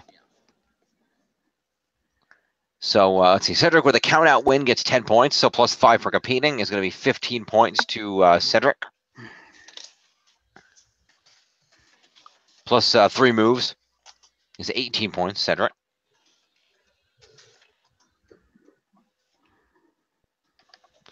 $37 and $245. Are we all supposed to be scoring? No, why? Oh. Why would that be a thing? I That's don't never know. been a I thing just thought before. I'd ask.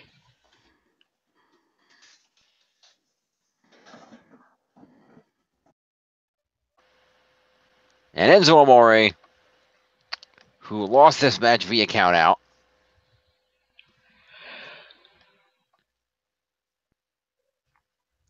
He loses 4 points for that, so he would get 5 for competing, minus 4 for intentionally getting counted out. Is 1 point to Enzo. Plus Enzo's going to get 5 move points, is 6. Plus Enzo is going to get himself, let's see, where do we rank that one? 20 points for a defense of the Cruiserweight title, because he did technically retain it, even if by nefarious means. So 26 points to Enzo. Woohoo! All right. Back from the, we go to a break and come back to Enzo being checked on by the trainers in the back, saying that he will undergo x-rays and maybe an MRI. Nia walks in, and Enzo thanks her. And tries to make himself look all tough, but doesn't particularly succeed. Looks like he was going to cry. He did. So Enzo and Nia. Well, a completely random note. I haven't had a chance to watch it yet, but it was mentioned that it went on after Raw. If you haven't had a chance yet, head over to the WWE Network and be sure to check out Corey Graves' new interview with Enzo Amore on his new interview show. Jeff, what's that show called?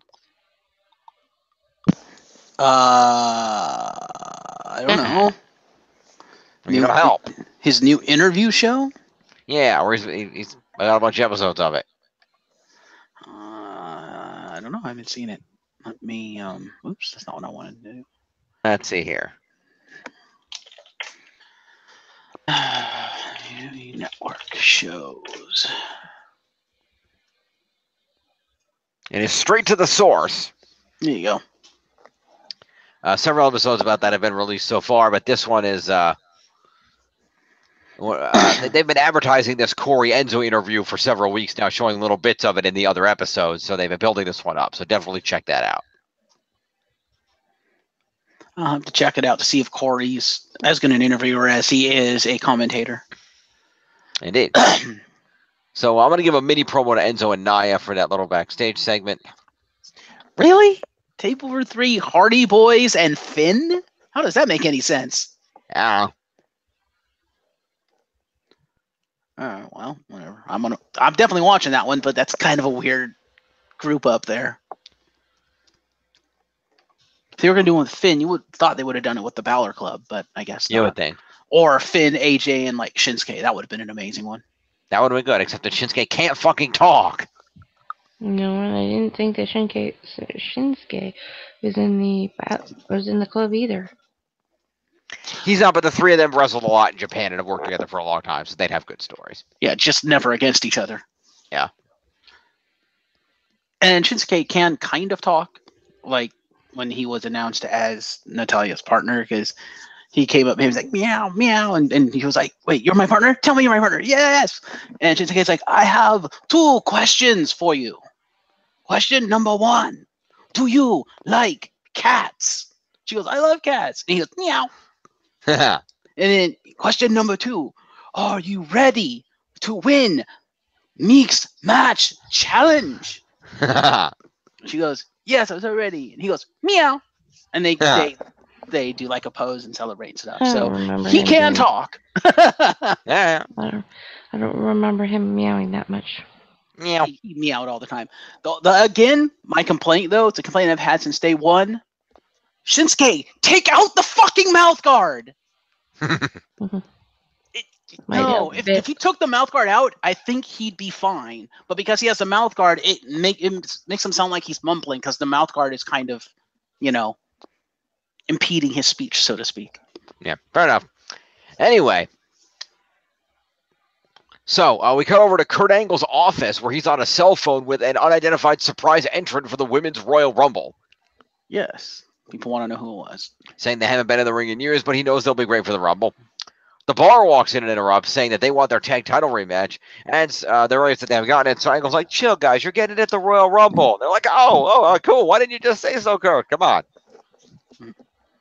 They also asked for competition tonight, and so Kurt says, all right, you go to the ring, I'll find you some opponents, and we'll do this. Yeah. Also, the person Kurt was talking to is probably a WWE legend or perhaps someone who's going to be inducted this year because of one line he says of, come on, a star of your power. Mm-hmm. So it's someone who's like really, really good, really, really popular, really, really famous, something like that. Mm-hmm. Legendary, if you will. Mm-hmm. So people are like, ooh, legend tease? We'll see. Anyway, after this, The Miz walks in, talks about he and Marie's having their own reality show, and that he says, Kurt Angle, prove how, basically saying, Kurt Angle, you haven't proven that you know how to run Raw. I know how to run a show. I run Miz TV. I've got a show with Maurice. I know how to run things. Prove that you know how to run something and give me an Intercontinental title match against Reigns at the 25th anniversary show. And Kurt thinks that's a great idea and books that match. Fair.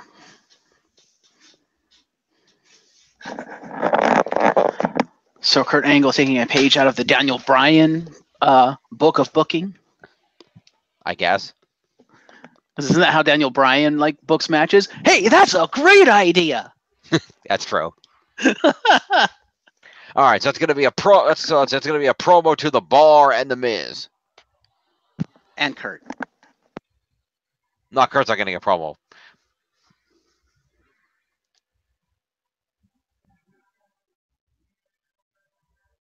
Fair. Kurt only gets promos if the promos in question are relevant to his storyline with Jason Jordan. Fair. Which may or may not have been abandoned at this point, so. We'll We'll see. We will see.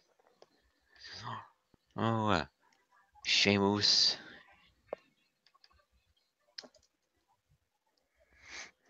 And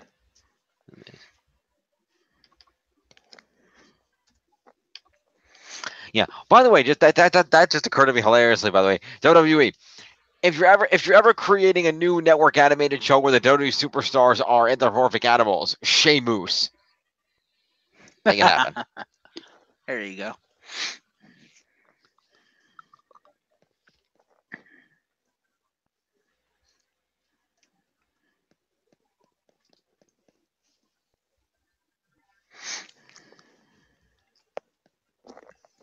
Alrighty. So following all of that, we see Asuka backstage warming up when she's interrupted by Alexa Bliss, who warns Asuka that Nia Jax is going to come for her after what she said. I thought this next segment coming up when they meet, Alexa meets with Nia was really funny. Yes, we're going to get to that. It's pretty good. So promo to Alexa and mini to Asuka because Asuka doesn't talk.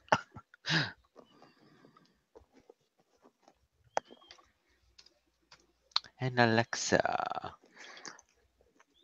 Also, is it funny that the show that I'm part of is in my live recommendations feed? Not at all.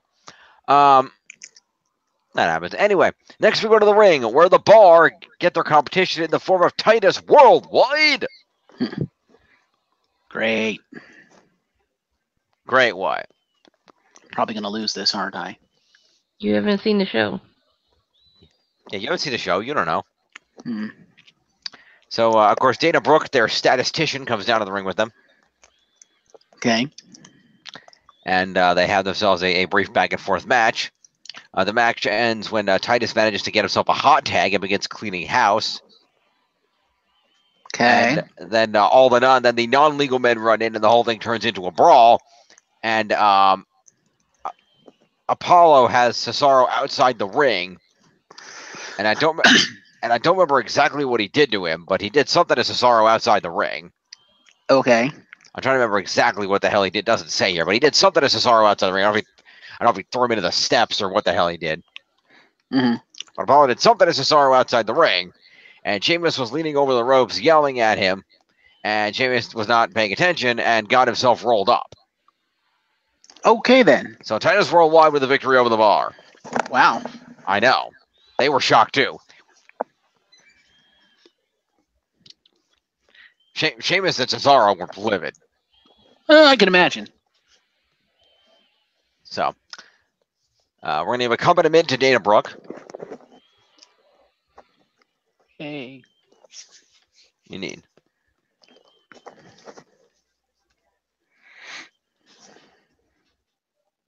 I'd like to give props to Dana Brooke for this Lana look that she has going on, by the way. A little business suit on, the hair's all tied back in a bun, she's wearing glasses. Yep. It's not like Lana's using it. Since she's Lana Lena now. This is true.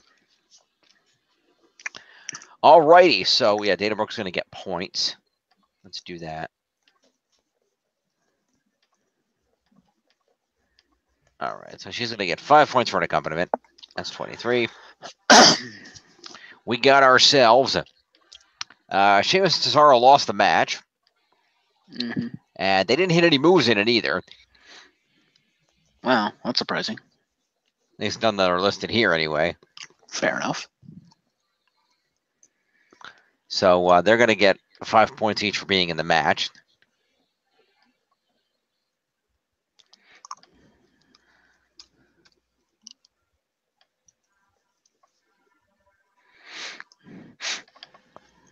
And that's 63. All right.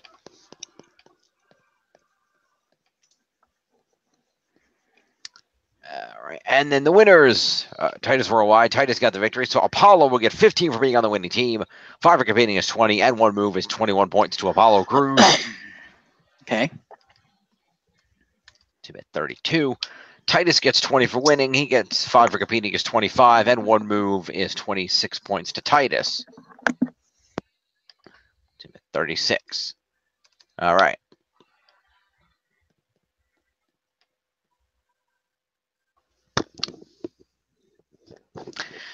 Given the loss here and everything, I'm almost, as much as I would hate to see it, I'm almost wondering, depending on how this goes forward, I'm almost wondering if this imminent failure of the bar is their way to build them toward a breakup, so Sheamus doesn't have to wrestle anymore. A breakup or a retirement of Sheamus? Yeah, one of the two. Why is he thinking about retiring? No, Sheamus is dealing with an ongoing neck problem. Spinal stenosis. Yeah, spinal stenosis, which is the thing that retired Edge. And Stone Cold. Although Stone Cold said he could come back and he could probably wrestle a full year and it'd be fine, but... Well, he's going to come out and stunner people on the 22nd, so he's obviously fine. Yeah, he is. He's okay, but... Anyway, yeah, Edge was forced to retire over this. So while Sheamus is okay for right now, they've been protecting him by not having him take too many bumps and having Cesaro take a lot of the damage. But, depending on, the question is whether Sheamus will want to continue wrestling or whether he will just build that up to a retirement and call it a career there. Purely to avoid further exacerbating the injury. Which might be a good idea, because if he calls it while he's still active and able to do stuff and it's not a super serious thing, he may be able to come back later if he takes enough time off to actually get it taken care of and to rest and kind of Stone Cold it, if you will. Yeah. Because Stone Cold could, if he wanted to, probably wrestle a full schedule, although given his age, probably not a good idea, but physically he could probably do it if he really wanted to. Yeah. Also, if we're going to build this a situation where we don't want Sheamus wrestling for a while, just random thought, put him on color commentary. Put him on SmackDown. Get rid of fucking Byron. They could, but I think Sheamus, if he calls it, I think should take just time off, period. And then if he comes back later, maybe have him come back as color commentary for a while he's training and stuff. Or hell, what they could do is they could throw him into the into the training center and have him help train the up and coming superstars. That would also work. The performance center. That's what I was trying to come up with. Yeah, that works. Have him work with Sean. So Sean could give him, back tips. Shawn Michaels. Oh, right. Since he's kind of the head of the center at the moment. That's right. I forgot he was down there. So he could give him tips on how to not fuck your back up after coming back from a back injury. Yeah. Because Sean could still go, and that's after basically ending his career off a back injury. Well, yeah, but that's because Shawn basically went and had his spine replaced with a metal spine. That's true. The other thing Sheamus might want to do is call DDP. That would also help. Anyway. We throw a commercial, we come back to a recap of some events from last week, and then we are joined in the ring by Brock Lesnar and his advocate, Paul Heyman. Heyman introduces his client, talks about Lesnar having to defend against multiple challengers at the Royal Rumble, saying that he took what Kane had and laughed in his face. The same way he will at the pay-per-view against both Kane and Strowman, and says that the only question is not will Lesnar win, but the question is, will Lesnar pin Kane? Or will Lesnar pin Braun Strowman? Or will Lesnar put them on top of each other and pin them both?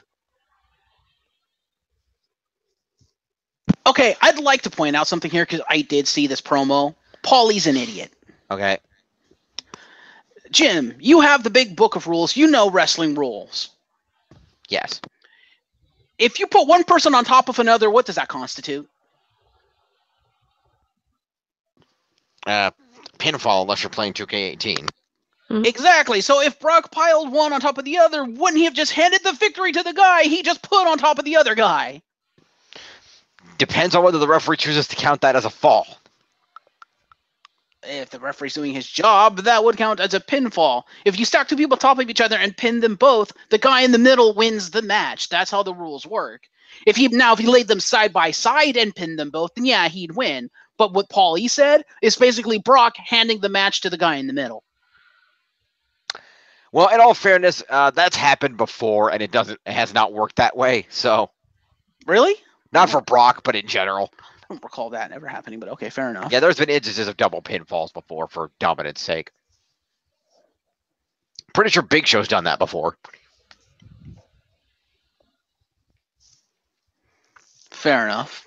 I think it would make a lot more sense. Hell, I'm 98% sure that Ryback did that for weeks on end. Because I think it would make a whole hell of a lot more sense and still look as dominant if we put them side by side and pin them both. Yeah. Anyway, so they finish their promo and they begin leaving when they are suddenly attacked by Kane. Did you see this bit, Jeff? Yes, I mentioned it. Okay. I talked to you about it Okay. throughout the week, I believe. Okay. Anyway, so Kane attacks Brock Lesnar and they beat each other up into the backstage area, where Braun Strowman runs in and attacks the both. He throws Lesnar onto a table. Well, through a table, technically. And picks Kane up and tosses Kane over to the other side. Into it.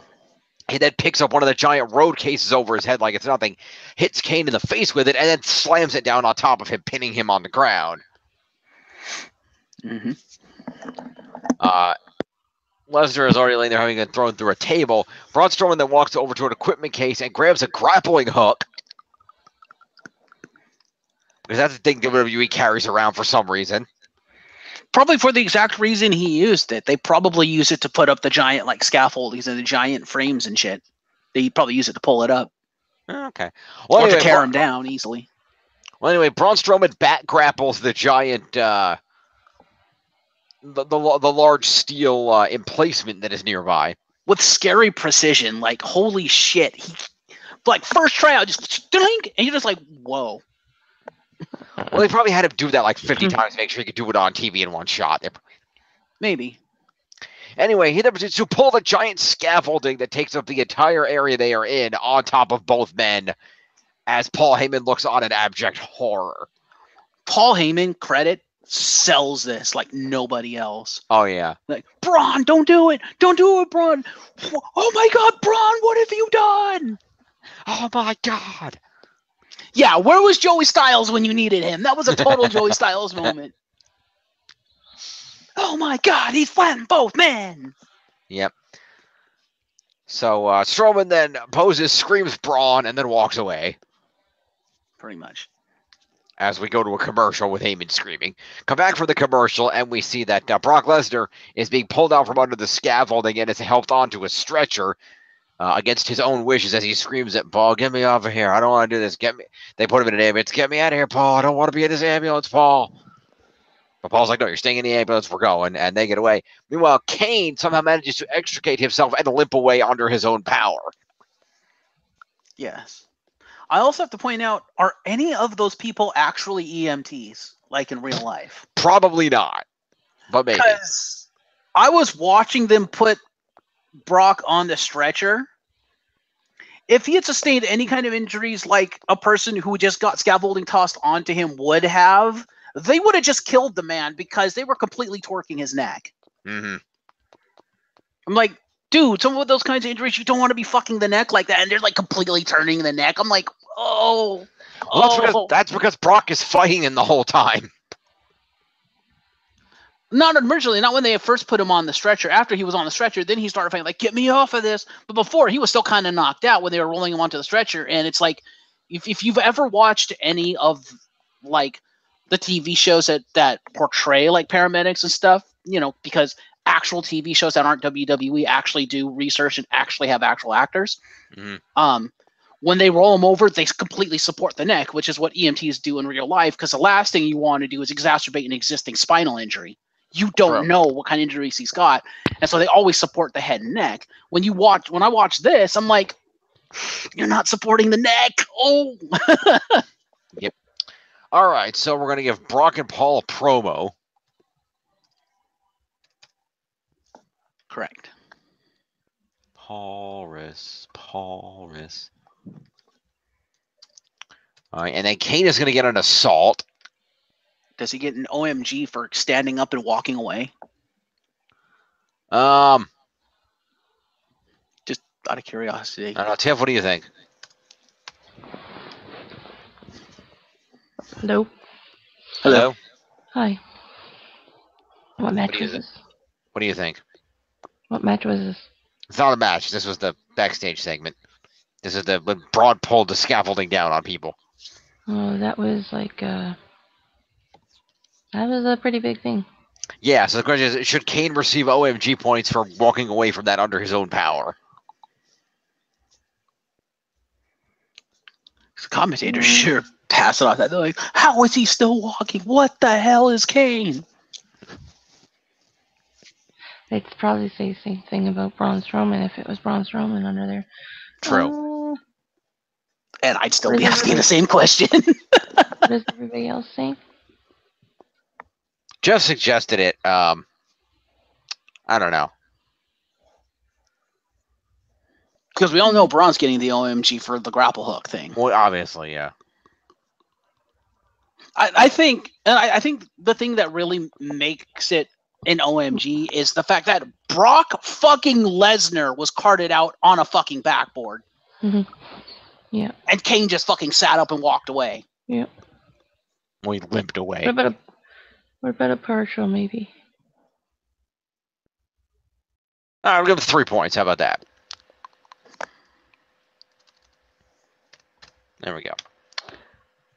And then Braun is going to get assault, OMG. That's 9.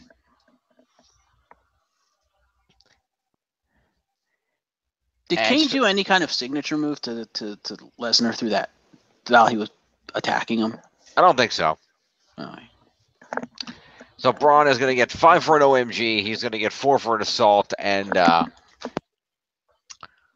think I'm going to go, and I'm going to give him 3 for weapon because technically he threw the scaffolding at them, so technically that's a weapon use. Not to mention hitting Kane in the face with that box. But that would definitely be a weapon use. Mm-hmm. Would you count the scaffolding as a weapon use? What do you think, Tiff? Well, he's pulling it down on them to do harm, so yeah, anything. Doesn't matter. He's still getting the weapon points anyway. Well, no, but that's 2 weapon. What does he get? 2 weapon uses for that? Nope. Yeah. We've never done that. Fair enough. In that case, that's 12 points to Braun then. Puts him at 101. Fair. So after this, we then cut to a match between Samoa Joe and Rhino, which we're told Rhino requested so he could show Heath Slater how to toughen up. And Samoa Joe promptly went out there and broke his foot.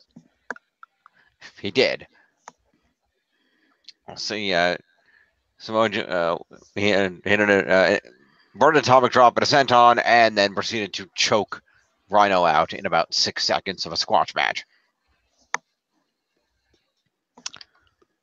So that is a that's going to be a points to Rhino for being in the match is 5.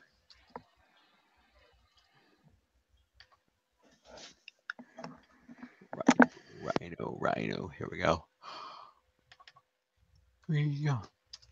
2. All right. And then Samoa Joe going to get 20 points for winning. He's going to get 5 for competing and 2 moves. It's 27 points to Joe.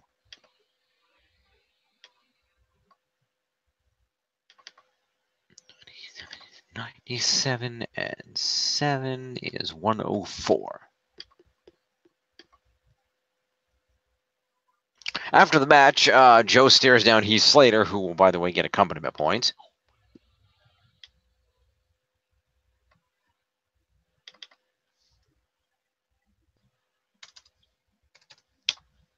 And Charlie Caruso comes in and interviews Joe, and he talks about how he's beaten years off Reigns' career until he's into the ring, and he's going to come for him again. But first, he's going to go win the Royal Rumble and eliminate John Cena. Provided he can walk. Yeah, well.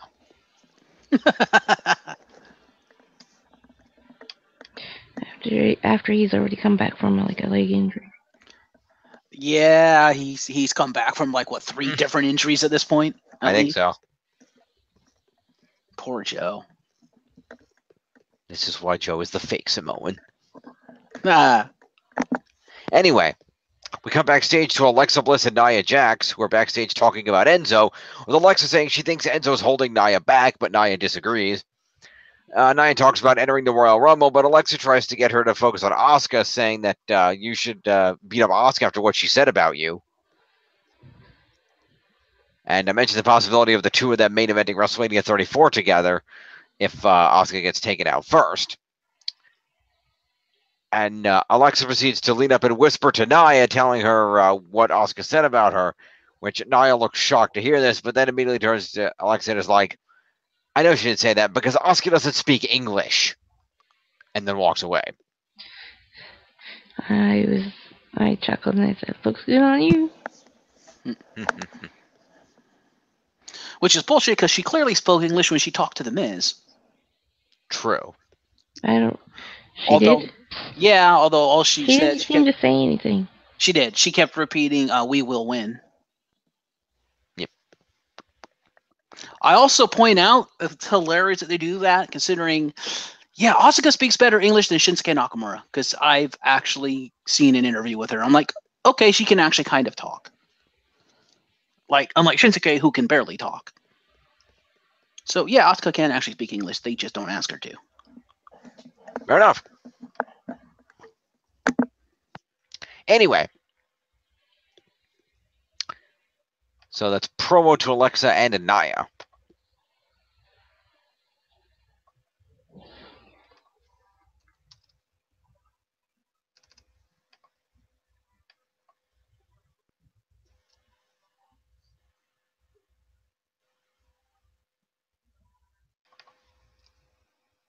All right. Next up, we see Asuka that go to. Excuse me. Sorry, we go to a commercial. Thanks a lot. Sorry, we go to a commercial. We come back to see Asuka on her way down to the ring when all of a sudden Nia attacks her from behind and assaults her as Asuka sells a beating. So that's an assault from Nia Jax.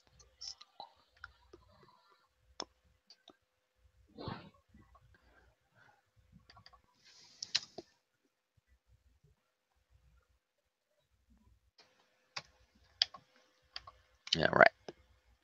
Then we have our main event 6-man tag team match play of Shield plus Jason Jordan versus Balor Club, which the Balor Club comes out victorious in. All because of Jason Jordan. Yep. Being like a hothead. Yep.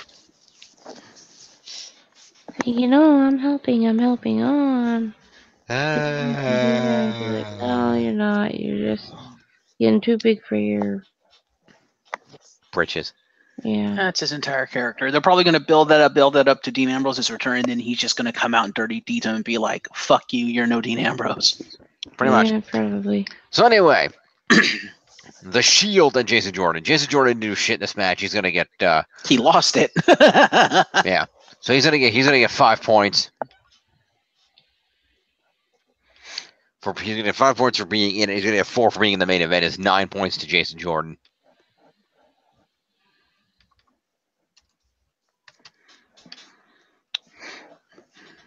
And let's see.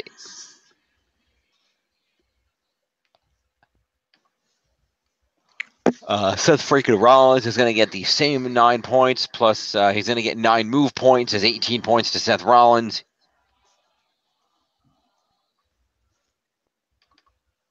He is 35, 143. Roman Reigns is going to get the same 9 points, plus 7 moves is 16 points to Roman. 5 and 6 is 131. All right. On the winning team, let's see here. Carl Anderson will get 15 points for being on the winning team.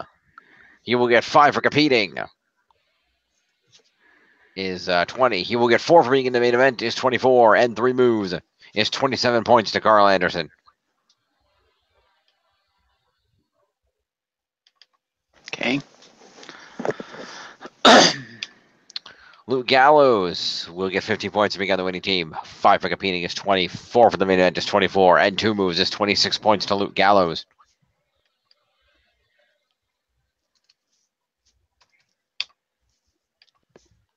Finn Balor won this match. He will get 20 points for being in the main event.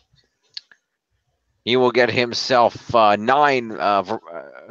points for winning a match. 9 for being in and winning the main event is 29. 5 for competing is 34. And 3 moves is 37 points to Finn Balor. Hell to the yeah. 37 and 7 is 144. Following the match, Reigns and Jordan have a heated exchange while Rollins is on the mat. As the club is on the ramp recuperating, and Jordan checks on Rollins, they are jumped by the Miztourage, who beat down Jordan and Rollins and then triple team Reigns. Miz then hits a skull crushing finale on Reigns and then hits another one as the fans chant one more time. So that is an assault to each member of the Miztourage.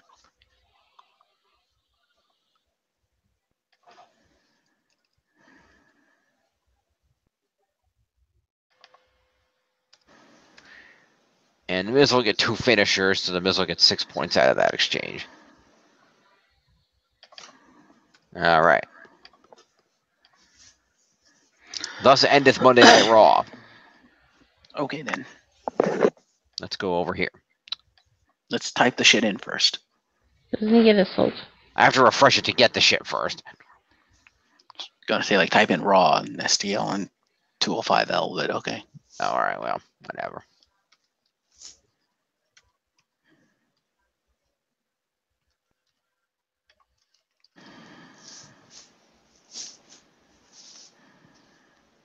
.205 Live, dumb shit. I know. If you knew, you would have put it in the first place. Shut up.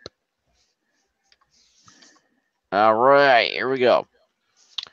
So in the lead at 16:15 is still Balor Club Worldwide, followed by Blissful Riot at 14:69, followed by the Woken Beast Slayer over there at 11:89.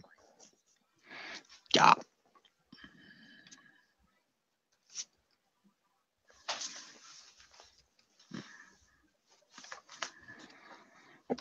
All right. Moving on to the SmackDown. Yeah. Yeah. Yep. Yeah, all of the fuck this main event.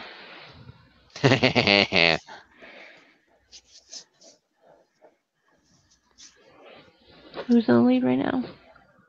Me. Him. Oh, of course, he's happy about that Of compared course. to last season. Eh.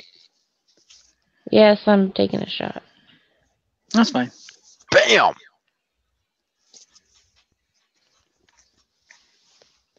All right. SmackDown's coming from the Legacy Arena in Birmingham, Alabama. So we have a replay of last week's main event. And then we kick things off with AJ Styles, who does an interview with Renee Young. And they talk about the handicap match through Royal Rumble style, saying he was being sarcastic when he proposed it, but can't take it back, and that he has a strategy. The decision wasn't fair, but life's not fair, and he's unhappy with both Daniel and Shane and their whole situation. But he's interrupted by Kevin and Sammy, who come down and mock AJ, telling him he has no chance of leaving the pay-per-view with the title. And he says that they say that they will be the first ever co-WWE champions. Shane's music hits, and he comes out and says that he agrees with AJ and doesn't think it's fair he has to defend the title in a handicap match. He questions Bryan's decision, but does support the call for now. He says he wants to talk about having a different handicap match here tonight. Owens and Zayn versus Nakamura, Orton, and AJ Styles.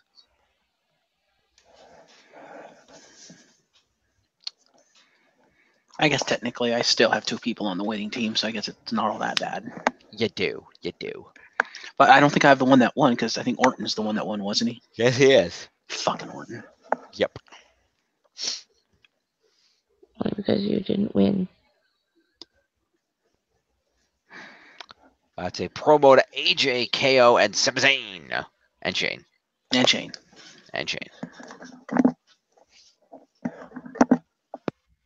Oh, Sami Zayn.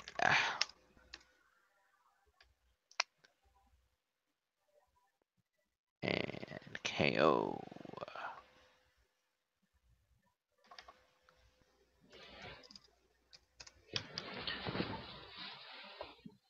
And Shano.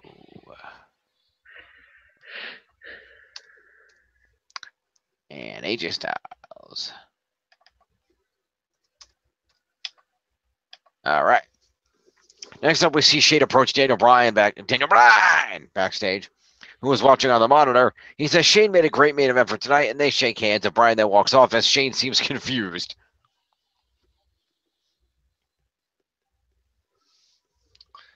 So, I guess we'll give a promo to Daniel Bryan.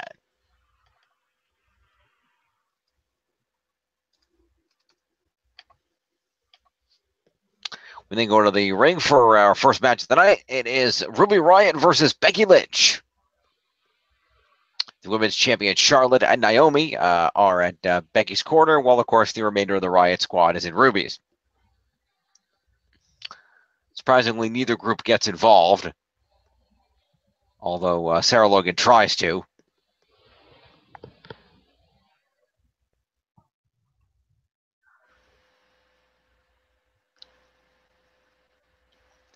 But Becky Lynch comes out the victor.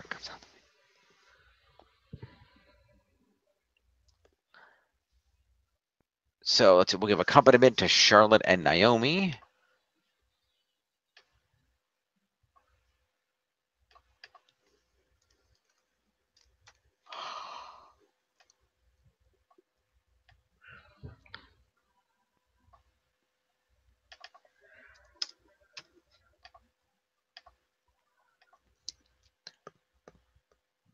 And then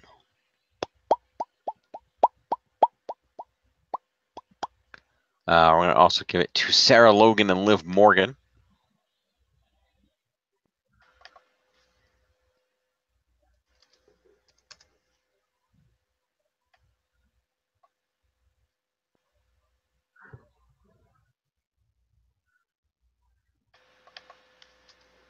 Okay.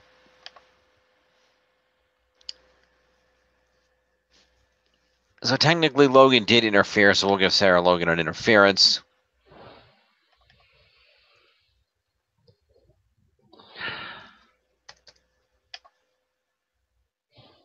Just tied her up with Sasha. All right. But Becky does come out the victor of the match, so Ruby Riott will get 5 points for competing and 3 for moves, is 8 points to Ruby Riott.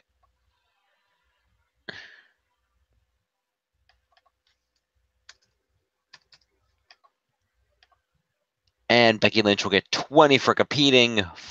5 for competing, 20 for winning is 25, and 1 move is 26 points to Becky. And her existing 6 is 32. All right. Next up, we see footage of Sammy and Becky talking about being partners in the MMC. We then see a Fashion Files video from earlier tonight with Breezango backing out of being in the Ascension's corner for their forthcoming match.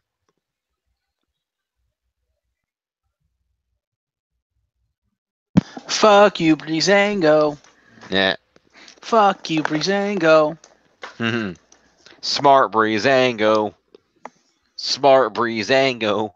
Not really, because if the 4 of them actually tried to fight the Bludgeon Brothers, they might have actually won. They did try. They all got destroyed. No.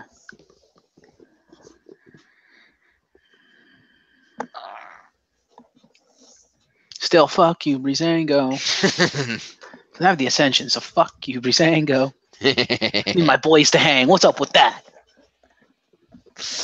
My boys don't like your boys anymore. Fuck you! Who were they fighting against again? The Bludgeon Brothers.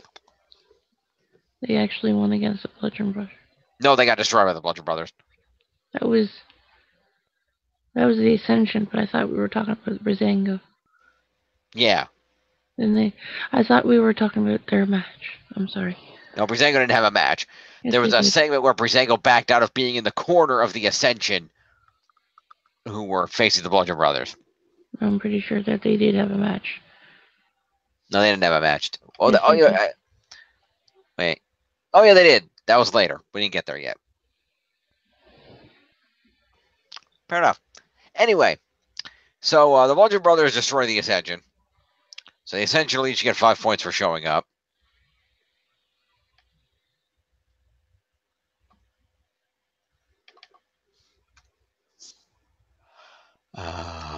for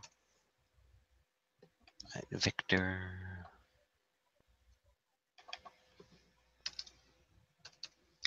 And I'm going to give Breezango a mini for that little pre-match "we're abandoning you" thing.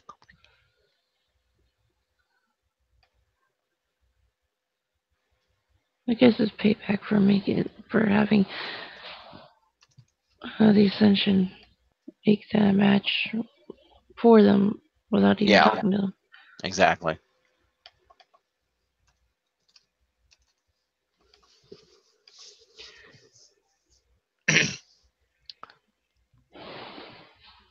All right. The Bludgeon Brothers are, let's see, who got the win off this? Looks like Rowan. All right, so Bludgeon Brothers get the win.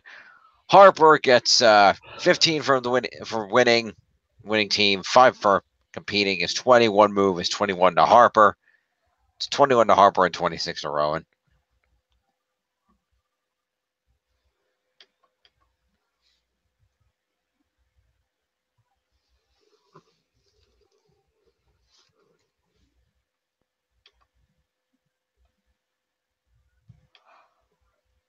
And Eric Rowan.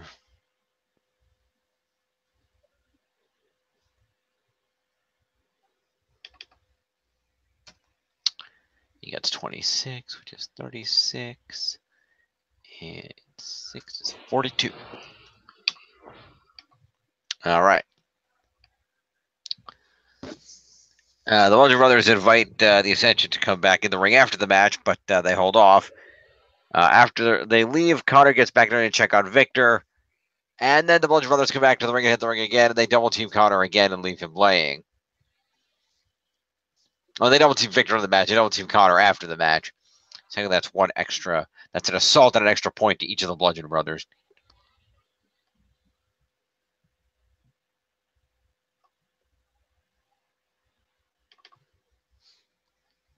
That's an extra 6, so that's 48.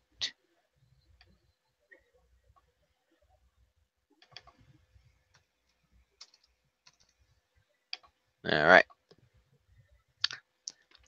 Next up, with our commercial, we come out and we have ourselves a United States title tournament match of Zack Ryder versus Mojo Rawley, which Mojo comes out the victor of.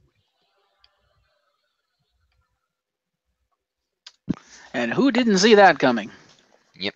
So Zack Ryder will get 5 for being in the match and 2 moves is 7 points to Zack Ryder. Mojo gets 20 for winning a match. He gets 5 for being in it, and he gets 4 moves. Is 29 points to Mojo. That breaks up my tag team, though. Yep.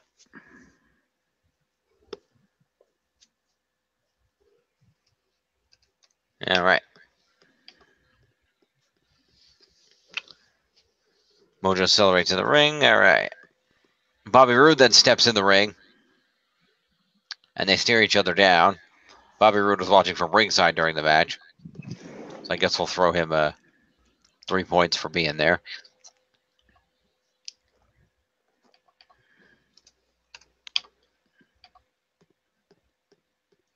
All right. Next, Jinder Mahal's backstage with the Singh brothers. He cuts a promo about 2017 being his year because of his title reign. Now he has his eyes on the U.S. title, and he will beat Xavier Woods in his match next week. Saying that him and the New Day are a fad, and the modern-day Maharaja is forever. That's a promo to Jinder.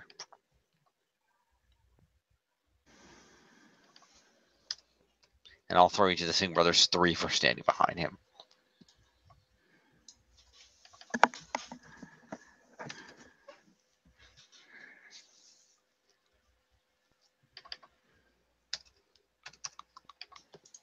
All right.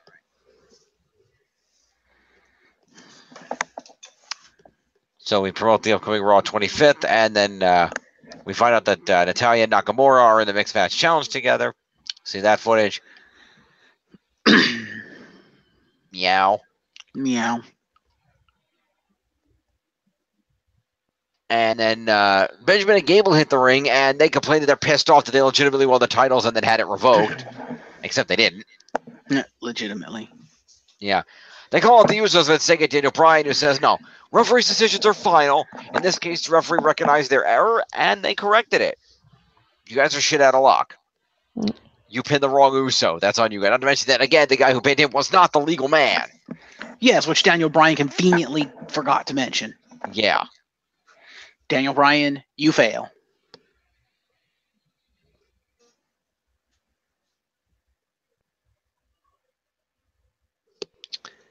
They complained that basically, we already basically and saying that you're gonna have to, the match is like, well, we gotta beat the Usos again. We already beat them. What do you have to beat them twice in one night?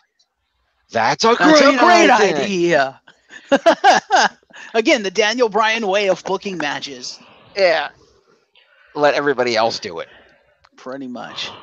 He announces that Gable and Benjamin will take on the Usos in a 2 out of 3 falls match at the Royal Rumble. Have fun scoring that. Yeah. I am going to get a shitload of points for that match. Holy yes, you are. Crap. So that is a promo to Benjamin and Gable. Yeah, don't you have both teams? Yes, I do. Yes, he does.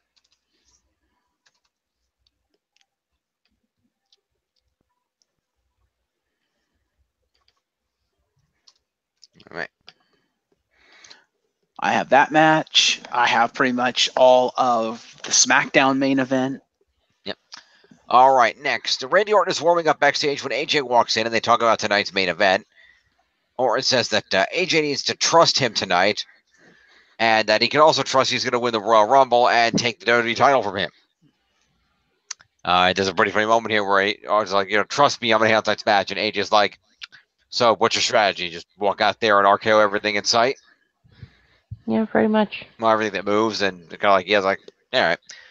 Nakamura then walks in, says not so fast because he's going to win the Royal Rumble and he's going to go for the title. Meow. Meow. Sorry, that's going to be a thing now for. That's fine. He's done that himself. Yeah.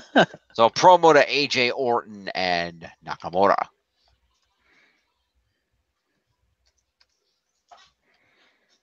Shinsuke is officially the Meow wrestler.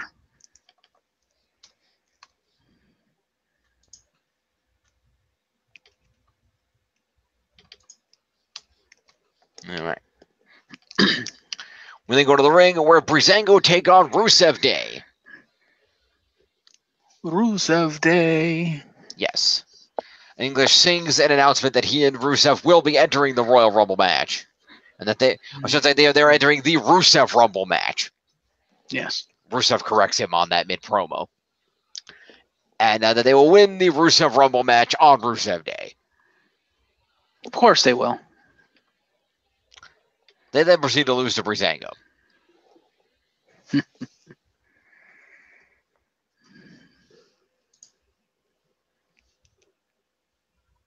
And thus Rusev Day is now buried. Yep, so we got Rusev Day here. So Aiden English didn't do anything. He's going to get 5 points. Plus the pre-match promo is 5, so we'll give him 10. Only because you have English. Oh, wait, don't you have English and Rusev? Yes, they're a team. I forgot. You forget it. Pardon? It's okay. And then Rusev gets 5, and 1 for a move is 6 points to Rusev. Poor Rusev Day. Yep. Mm-hmm. That's Breezango, so. And then Breezango.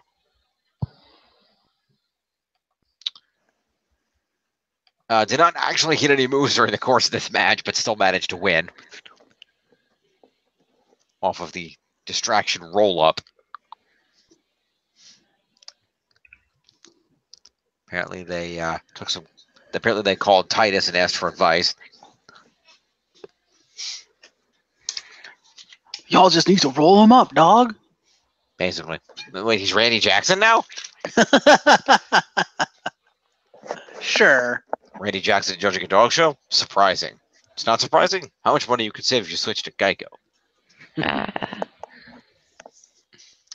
Anyway. So Breezango are basically going to get just the standard point amounts. It was Fandango who got the roll-off, so Tyler Breeze is going to get 20 points for being in this.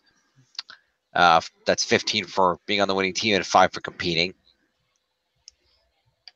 20 points, too breezy. 41. And then Venango will get 20 plus the 5 is 25 to Venango.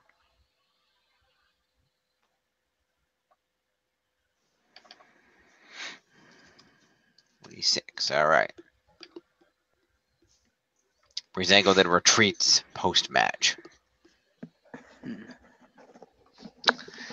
We then cut to the back where Daniel Bryan and Shane chit-chat about the tag decision, saying that he and Bryan are not on the same page and knocks Bryan's decision-making.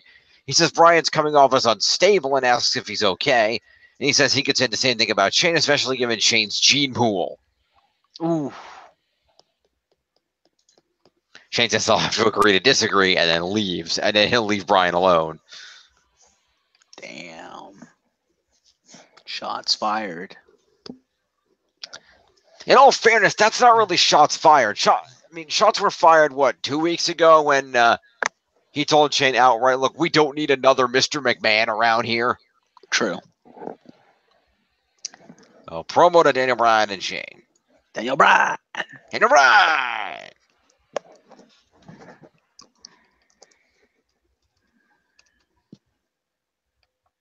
Right. All right. We then go to the announce table where we get some Royal Rumble rundowns, and then our main event handicap match of Team Yep Movement taking on AJ, Randy, and Shinsuke. Team, we ain't got nothing else for you. Yep.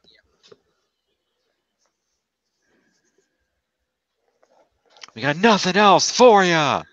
Suck it.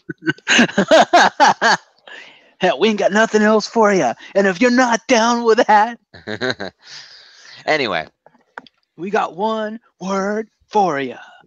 Yes! Yes! Yes! Apparently. Anyway. So, yeah. They have the match. And at one point during the course of this match, AJ and Owens and Sammy attempt to leave and get themselves intentionally counted out. When Shane comes out and is like, He's Dennis Nedry? Yes. And he says, no, this is now a no count out match. Restart. They get jumped and thrown back in the ring and they continue beating each other up. The match continues for a little while until Owens grabs a chair and hits Orton with it. And then they get DQ'd, and then Shane comes out. Hold on to your butts. It's now a no DQ match. AJ then hits Orton with the chair, and they brawl their way directly out of the arena. Hashtag all the fuck this match. And then Sammy is left to be blatantly double-teamed as he is trapped at the ringside area by Shinsuke and Randy. He attempts to escape by jumping in the ring, but this accomplishes nothing except getting him hit by an RKO and a Kinshasa.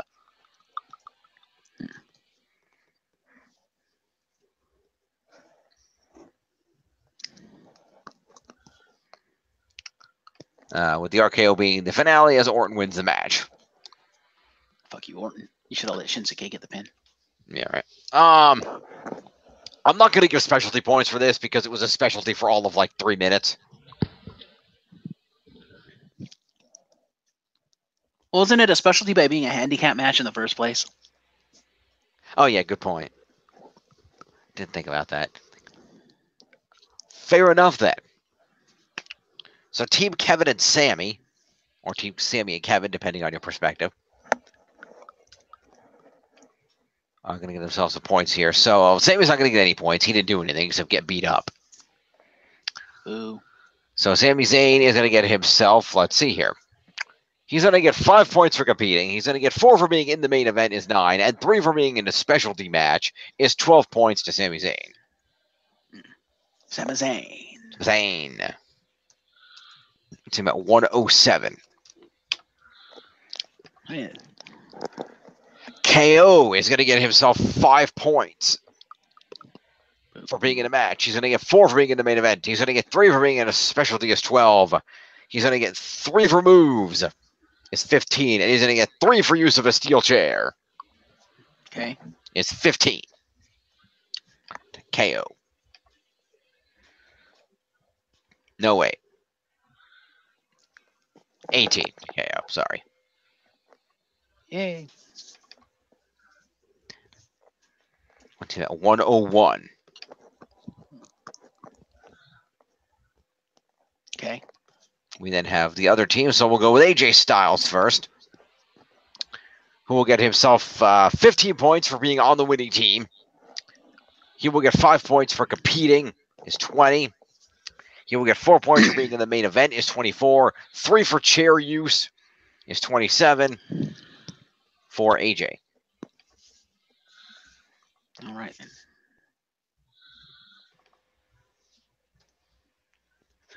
93, that's 103, and 7 is 110. And then we've got Shinsuke Nakamura. 15 and 5 is 20. 4 for main event is 24. 3 for specialty is 27. And 1 move is 28 for Shinsuke. Nakamura. 9, 69, and 8 is 77. Wake up! Tiff, wake up! She's out. Tiff, wake up. Oh, she almost lasted through SmackDown. That's pretty impressive. This wouldn't have happened if you'd actually not fallen asleep. What happened if you hadn't waited till 1:30 to call me?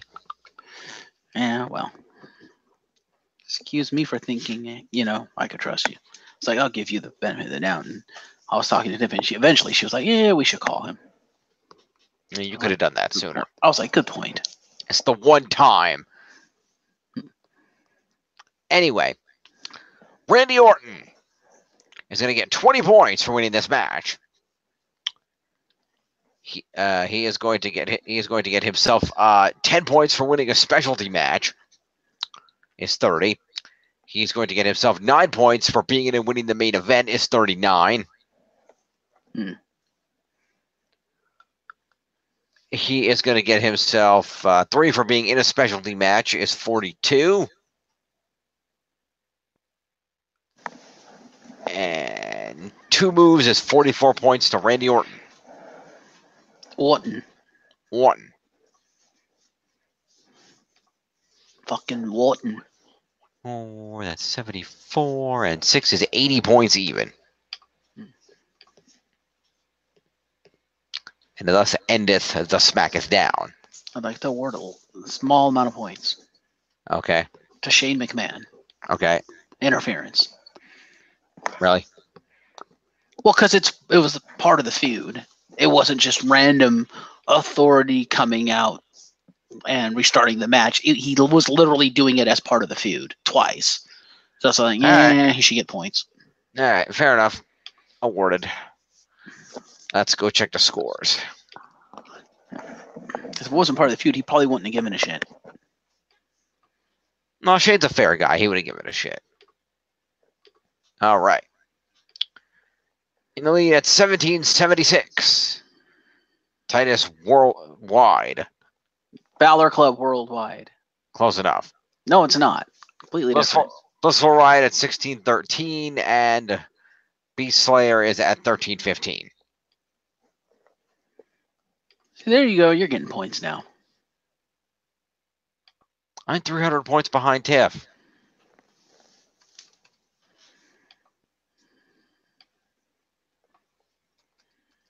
Got more points than I did for SmackDown.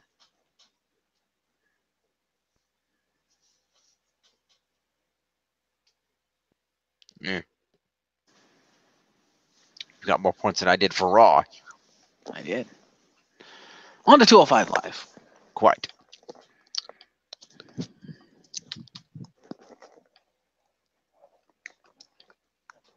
All right. So let's see what we got here on the 205s. Yeah. Oh, excuse me. So, we see highlights from the match on Raw, the Cruiserweight title match. Mm-hmm.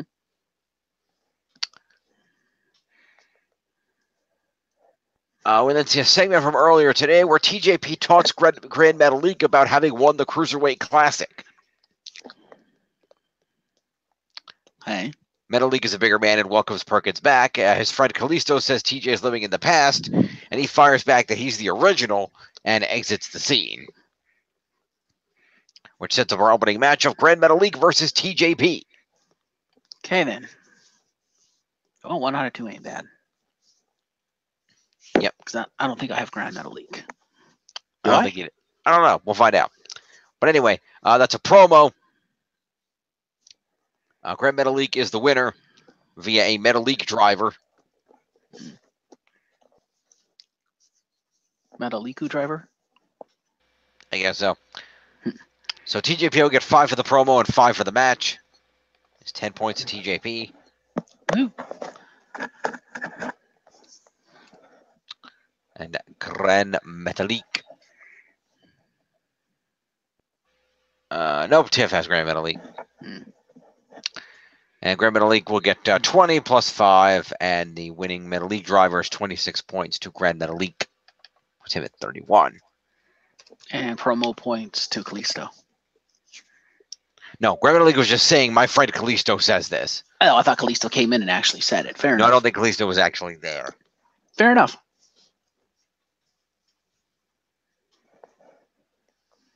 I misheard you. My bad.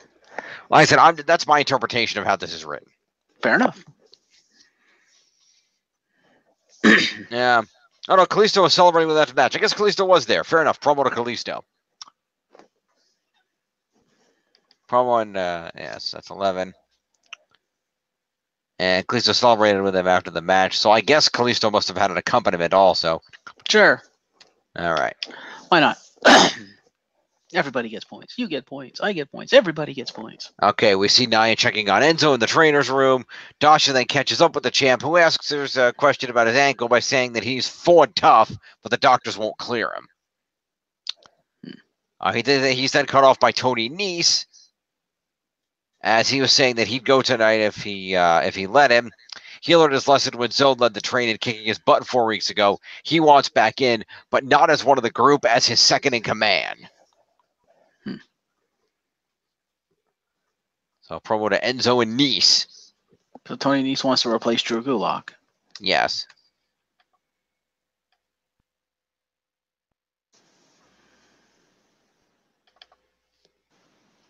And Nia. What? And Nia. What about her? She gets points too because she was there. She No, was she part of the promo. I thought you said showed her checking in on Enzo in the trainer's room. I said it showed the footage from Raw of her checking in on Enzo in the trainer's room. Oh, fair enough. Need to listen. Gentleman Jack Gallagher comes out to the ring and proceeds to cut a promo saying that Hideo Itami is not here because he beat the shit out of him last week. Okay. He did that as revenge for what Itami did to Kendrick and plans to ruin Hideo's life. Jack Toxic anyone? Then it turns out Itami is here and he comes out and beats the crap out of Jack Gallagher. But Gallagher manages to get his hands on his umbrella, but Hideo blocks that shot, takes the umbrella, and chases him away. So a promo to Gallagher, assault to Itami. Fair enough.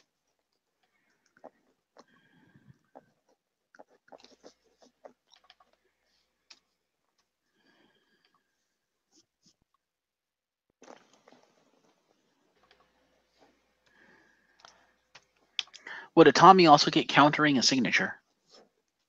No. No, because isn't Jack's umbrella a signature move? No, not really. The only signature of Jack's umbrella is if he Mary Poppins it off the top rope. Oh. Fair enough. Next, we go to the locker room where Cedric says that he knows he's going to get another shot at Enzo in the title, and he's more motivated than ever to become the champ. Goldust arrives and tells him to be careful he doesn't get taken advantage of, as Zoe will be ringside for his match tonight against Tony Nese and can talk his way out of anything. He said he's not worried because he'll just hurt him or his other ankle if he has to.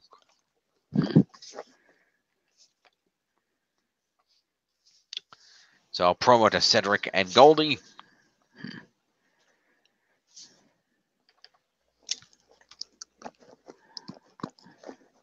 Everyone, remember the name of Cedric. Yeah, pretty much.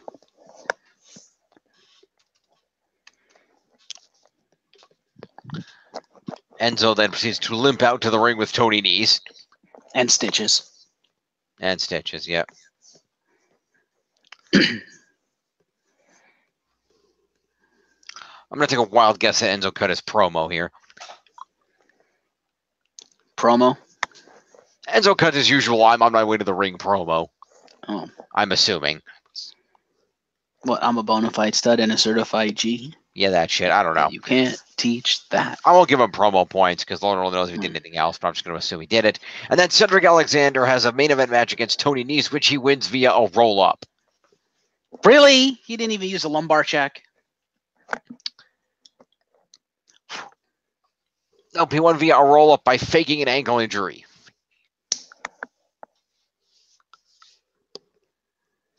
Turnabout is fair play. Well, it's main event victory points. I'll take it. So Tony Nese gets Did 5 Goldie points. come out too? Not that I see an indication of.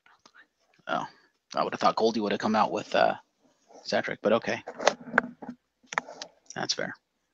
Remember, 205 is taped after SmackDown. There's a 98% chance the Goldust segment was pre-taped. Oh, because he was on 205 Live last week. That's true. I don't know. Fair enough.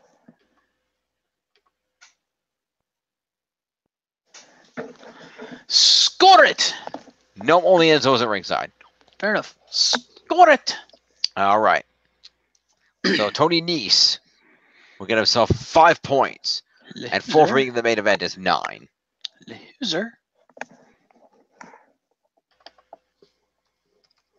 52. And Cedric Alexander will get 20 for competing, 20 for winning, 20 for winning the match, 5 for competing, 4 for the, 20 for winning the match, 9 for being in and winning the main event is 29, and 5 for competing is 34 points to Cedric. Yeah.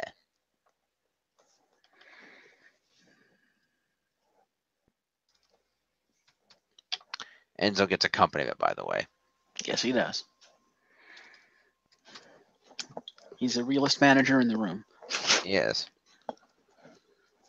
After the match, Cedric taunted Enzo with a dance move to make sure the champ knew that he was faking the ankle injury.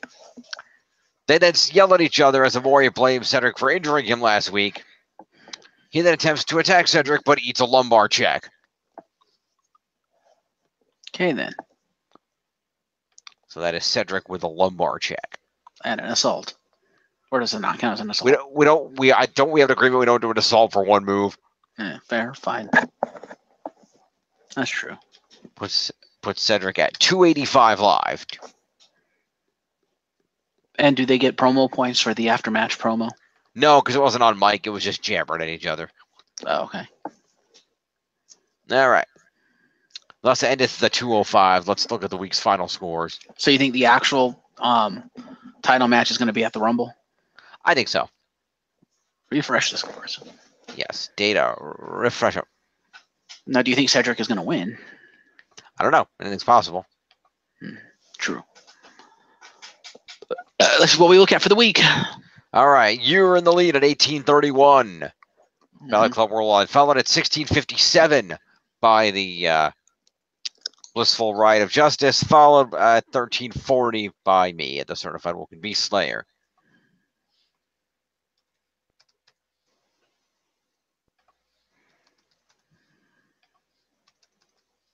All right. And the leaderboards. Let's look at the scores for a second here. Mm-hmm. I'd like to note that you earned about 400 points this week. It's just shocking. I didn't think I'd earn that many at all. Yeah. Never. But And Tiff earned about a little under 400 points this week. No, a little over 400 points this week. About 450. Mm-hmm. And I earned 340 points this week. So that spread stayed fairly consistent. Yeah. Leaderboards. Top of the leaderboard is still Cedric Alexander at 285. Yep. Followed by one half of the Raw Tag Champs, Jason Jordan at 154. Finn Balor coming in at 144, just a point ahead of Seth freaking Rollins, the other half of the Raw Tag Champs at 143. Roman Reigns coming in at 131, the Intercontinental Champion, followed by Hideo Itami at 114.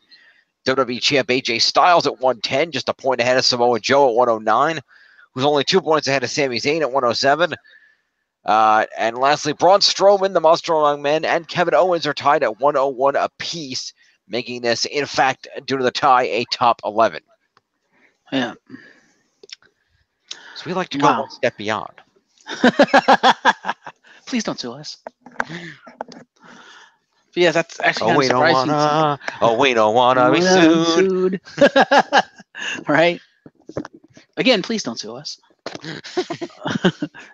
But yeah, that's actually kind of surprising to me that my SmackDown contingent's all actually in the top 10 now. It's like, after basically up until this point, them not really being in the top 10, it's like all of a sudden now, like last week and like this week, all of a sudden they've all jumped to the top 10. Yeah, and I'm just getting fucked because I have Seth, Joe, and nobody. And Joe's got a foot injury. Yep. But you're going to get a crap ton of points come the Rumble because you're going to get Enzo title points. Well, Enzo title match points anyway. Yes. Drew, I don't know what the hell happened to him. He just kind of disappeared. I'm also getting Brock retention points. Yeah. Yeah. So that's nice. You're also going to get Cesaro and Sheamus points for that match, too. And then, of course, there's the 2 Rumble matches where we're all going to get crap ton of points in that. That's also true. But yeah, the Rumble is going to highly favor me because, like I said, I've got all of the SmackDown tag title match. I've got all of the WWE title match. It's true. So I'm going to get a whole crap ton of points from that. Yep. I've got at least half of the SmackDown women's title match because I have Charlotte. Yep. It's like all the SmackDown stuff I'm just going to be getting a crap ton of points from. Yep. Which is fair enough. Yeah, but I got like nothing on Raw. Yep. Completely hosed over there. Hosed on the Raw front. All right. Well, this has... Let me take that over. That was focused on Tiff that whole time. I didn't notice I did that. Oops. Either way, it's broadcast. That was just on my screen because my thing was forced broadcasting to everybody else, so it won't affect the broadcast. Anyway, this has been our usual shtick. Sorry it's a little late tonight, folks. I'll try not to do that again. And until next week, I guess we'll see you next time. Thank you guys for being here, as always. We thank Tiff for being here. Absolutely. We love having Tiff here. We do love having Tiff here. And y'all have a good night now. Peace. Here.